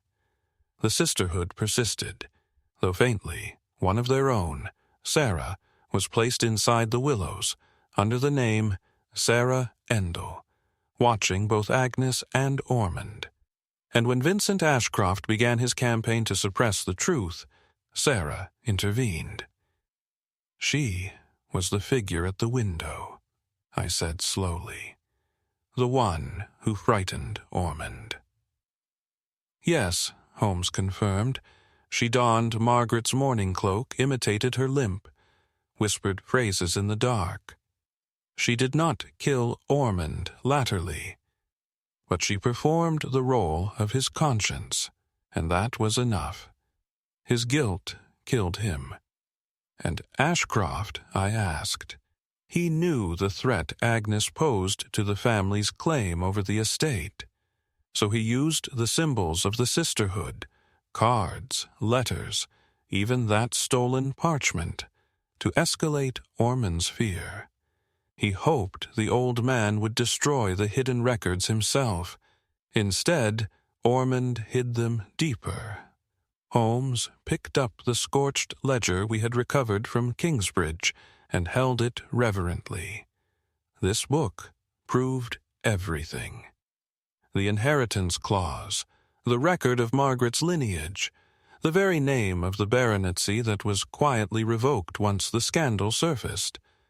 But it was almost lost, I nodded. Ashcroft tried to burn it. Indeed, Holmes said. But his error was this. He thought the parchment was the secret's only vessel. He didn't account for the sisterhood's second archive beneath St. Winifred's. Where we found the confession, I said. Margaret's registry. Holmes placed the needle beside the ledger, aligning the artifacts like courtroom exhibits. 2 relics, 2 records, 1 truth, and the motive. Behind the murder, I said, wasn't money or revenge. It was silence. Everyone was trying to silence someone else. Holmes's gaze sharpened. Precisely. Ashcroft wanted to silence Agnes. Ormond tried to silence Margaret. Even the sisterhood acted in silence, not to destroy, but to preserve. He paused, then added, "That is the most unsettling part of this case, Watson. There was no villain in traditional sense, only actors in a tragedy that began before they were born." I looked to the window, where the light had begun to shift gold over the rooftops. "What of Agnes?" I asked. "What happens now?" "She carries the legacy," Holmes said, "and the choice. I suspect she will do what her mother could not, live without running." He moved to the mantel and stared into the embers. "It is a rare case, Watson. No blood on the hands, yet the guilt runs deeper than any wound." He tapped the needle once. "Remember this. Not all crimes begin with murder, and not all justice ends in court." That evening, Holmes sent one final letter, not to the Yard, not to the press, but to an address outside Manchester, a quiet country home, where Agnes Latterly now resided with Miss Venner. I asked him what it said. "Only a line of poetry," he replied. "From Antigone, I believe." He recited it softly, almost to himself. I was not made to share in hatred, but in love. Then he turned to me, his expression unreadable. "And now, Watson, let us have no more ghosts, not for a while." And though I had seen many cases closed before, it was in that moment I realized the truth. This one had not closed with a door, or a name, or even a confession, but with a decision to remember and never repeat. Chapter 17. Outcome and Justice. It was several weeks before the official reports from Scotland Yard found their way into our hands. Lengthy, precise, and, as Holmes predicted, entirely insufficient. Inspector Lestrade had done his part, and done it well by the standards of his department, but the resulting summary was a pallid reduction of events. There was no mention of the sisterhood, no reference to St. Winifred's hidden vault, and certainly no recognition of the symbolic rituals or the deeper inheritance at stake. Instead, the file concluded with bureaucratic neatness. Subject, Ormond Latterly. Presumed deceased by cardiac failure. brought on by psychological duress. Associated suspect, Vincent Ashcroft, charged with unlawful entry, obstruction of justice, and attempted destruction of legal property. Charges pending inheritance review under the Court of Chancery. No further action recommended. Holmes read the last page in silence, then folded the dossier and set it down without comment. He leaned forward, and just like that, it ends. Holmes shook his head. No, Watson, that is only where they stop looking. He gestured to the fireplace mantel, where the scorched ledger now rested in a sealed wooden case, its title plate newly engraved. Margaret Elston, 1848, sanguis non mentitur. She was never granted justice by law, Holmes said softly. But she has now received something older, recognition. We sat for a moment in the quiet, letting that word settle in the room like the scent of old ink. Later that day, we received a letter from Agnes Latterly. It arrived on plain cream paper, its handwriting steady and elegant. Holmes opened it without a word and read it aloud. Dear Mr. Holmes, I have decided not to pursue the claim to Kingsbridge. The solicitor you recommended was kind, and he confirmed what I suspected. The estate is hollow, its stones weigh more than its worth. I will not wear a title built on forgetting my mother, but I will speak her name, and I will keep the needle you gave me, not as a relic, but as a reminder of what silence can do, and what it cannot undo. Miss Venner and I have taken a house near the coast. The air is clean there. I have begun writing down what I remember, not as testimony, but as memory. If others forget, I will not. Please thank Dr. Watson. His arsons steadied me, and yours, Mr. Holmes, brought truth to a place long denied it. With all sincerity, Agnes Elston.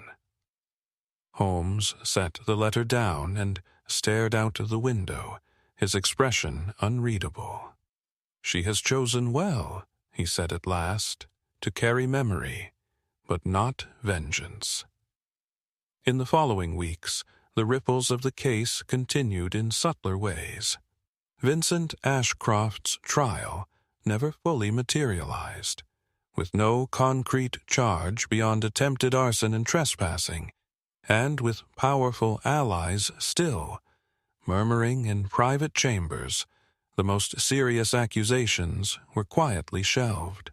Ashcroft withdrew from public life, resigned from all family trusts, and left England entirely. The Concordium, Holmes noted, is not dead, but it has fractured. The weight of its history is becoming too great to lift. It will not survive another century. As for Sarah, whoever she truly was, she was never seen again.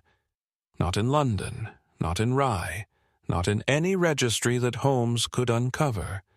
Some say she boarded a steamer for Ireland. Others claimed she joined a nursing mission to the East. Holmes believed otherwise. She is still here, he said one morning, gesturing toward a plain envelope that had arrived by post. Blank, save for a tiny sketch inside. A bone needle, inked beside a rose. A message, I asked. A farewell, Holmes said. She has no more ghosts to chase.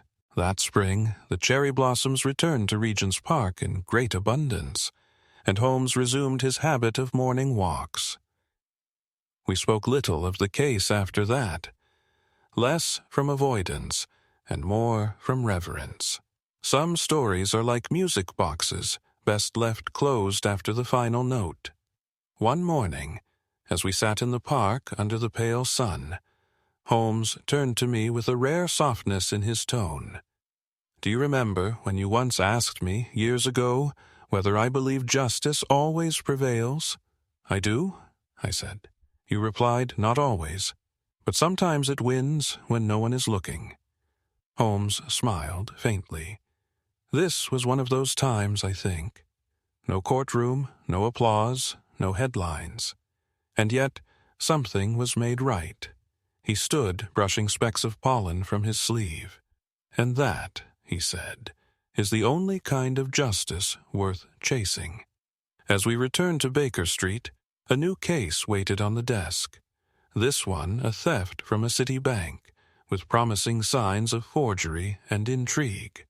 Holmes examined it briefly before setting it aside. "Tomorrow," he said. "Today, I would rather let the past rest." He picked up the engraved case now stored on a high shelf among his rarest monographs and tapped the lid gently with one knuckle. For all her silence, Margaret Elston has spoken louder than many who live in the light, and for once I had nothing to add. For the first time in our long partnership, a case had concluded not in the capture of a criminal, but in the quiet restoration of a name. That name now rested where no one could erase it again. And Sherlock Holmes, guardian of reason, avenger of the unseen, had done what few ever had. He had not just solved a mystery, he had set a story free. Chapter 18. Holmes's Final Reflection. It was some time later, months in fact, before Holmes and I spoke again of the Elston affair. The season had turned, drawing London into the long shadows of autumn. The fog had returned, curling low along the streets like something alive, and Holmes was once again immersed in cases that leaned more on chemistry than conscience: missing telegrams, counterfeit dyes, a stolen ruby smuggled in a tobacco tin. All of it interesting, none of it profound. But that October evening, as we sat by the fire with rain drumming steadily against the panes, I found myself drawn again to the air file marked latterly Elston Sanguis. It had not been open since the case closed, though I had often glanced at it the way one might glance at a gravestone, not to learn something new, but to remember something that should not be forgotten. Holmes, observing me from behind a thin veil of pipe smoke, said quietly, "You never wrote the account, Watson." I looked up. I wasn't sure it was mine to write. "Ah," he said, "the sisterhood." "Yes," I admitted, "and Agnes, her mother, even Sarah, whoever she truly was." It felt less like a mystery solved than a legacy revealed, and one not mine to interpret. Holmes tapped the bowl of his pipe. "And yet," he said, "someone must record it. Not for the courts, not for the public, but for posterity." I raised an eyebrow. "You mean for history?" "For truth," Holmes replied. "For those who come after us. You see, Watson, most think we solve crimes, but what we truly do, when we are at our best, is protect meaning. We ensure that the stories are not erased by power, nor twisted by fear. That memory is not buried simply because it is inconvenient." He stood and crossed to the window, gazing into the dark. "Margaret Elston was meant to be forgotten," he said. "Her child erased. The sisterhood broken. And yet, none of it disappeared. It was preserved in symbols, in hidden rooms, in reluctant hearts. They passed the truth forward, not in thunder, but in whispers. And the miracle, Watson, is that we heard them." I stared into the flames, his words stirring something I had not fully understood until that moment. This case had offered no villain in the traditional mold. No gunman, no poisoner, no maniacal mastermind, only the slow, suffocating weight of history, and the courage of those who refused to let it crush them. "I still wonder about Sarah," I said. "Who she really was. Why she took it all upon herself." Holmes turned from the window. Perhaps she was Margaret's second child, or perhaps only a devotee. Perhaps she was none of those things. But she understood something few ever do. That truth does not need to triumph in headlines to survive. It only needs to endure. I nodded slowly. "And Agnes?" Holmes's expression softened. "She is living now, not performing. That is victory enough." A silence followed, but it was companionable, not weighted. The sort of quiet shared between two men who had walked the length of something vast and returned altered, but not broken. Then, as the fire cracked and the wind curled beneath the sill, Holmes spoke again, voice barely above a whisper. "There is a phrase," he said, "from the Latin, which I have thought of often since this case ended." He turned to face me, and though his eyes remained sharp, there was something gentler behind them. "Veritas nunc cumperit." Truth never perishes. He let it hang in the air, and I, who had witnessed so many of his brilliant deductions, so many triumphs of logic over chaos, realized that in this case, perhaps more than any other, Holmes had not won by proving a crime, but by listening to those no longer present to speak. And so, at last, I do write it down, not for acclaim, not for recognition, but for the record that the story of Margaret Elston, of the child taken, and the sisterhood forged in sorrow, is not lost. That the names spoken in whispers might find permanence on the page. That someone, somewhere, might one day read this and remember. Justice is not always swift, nor is it loud, but sometimes it walks quietly in the form of a man in a long coat with a needle of bone, and a name the world tried to erase, and in that silence something sacred survives. Dr. John H. Watson, London, October 1895.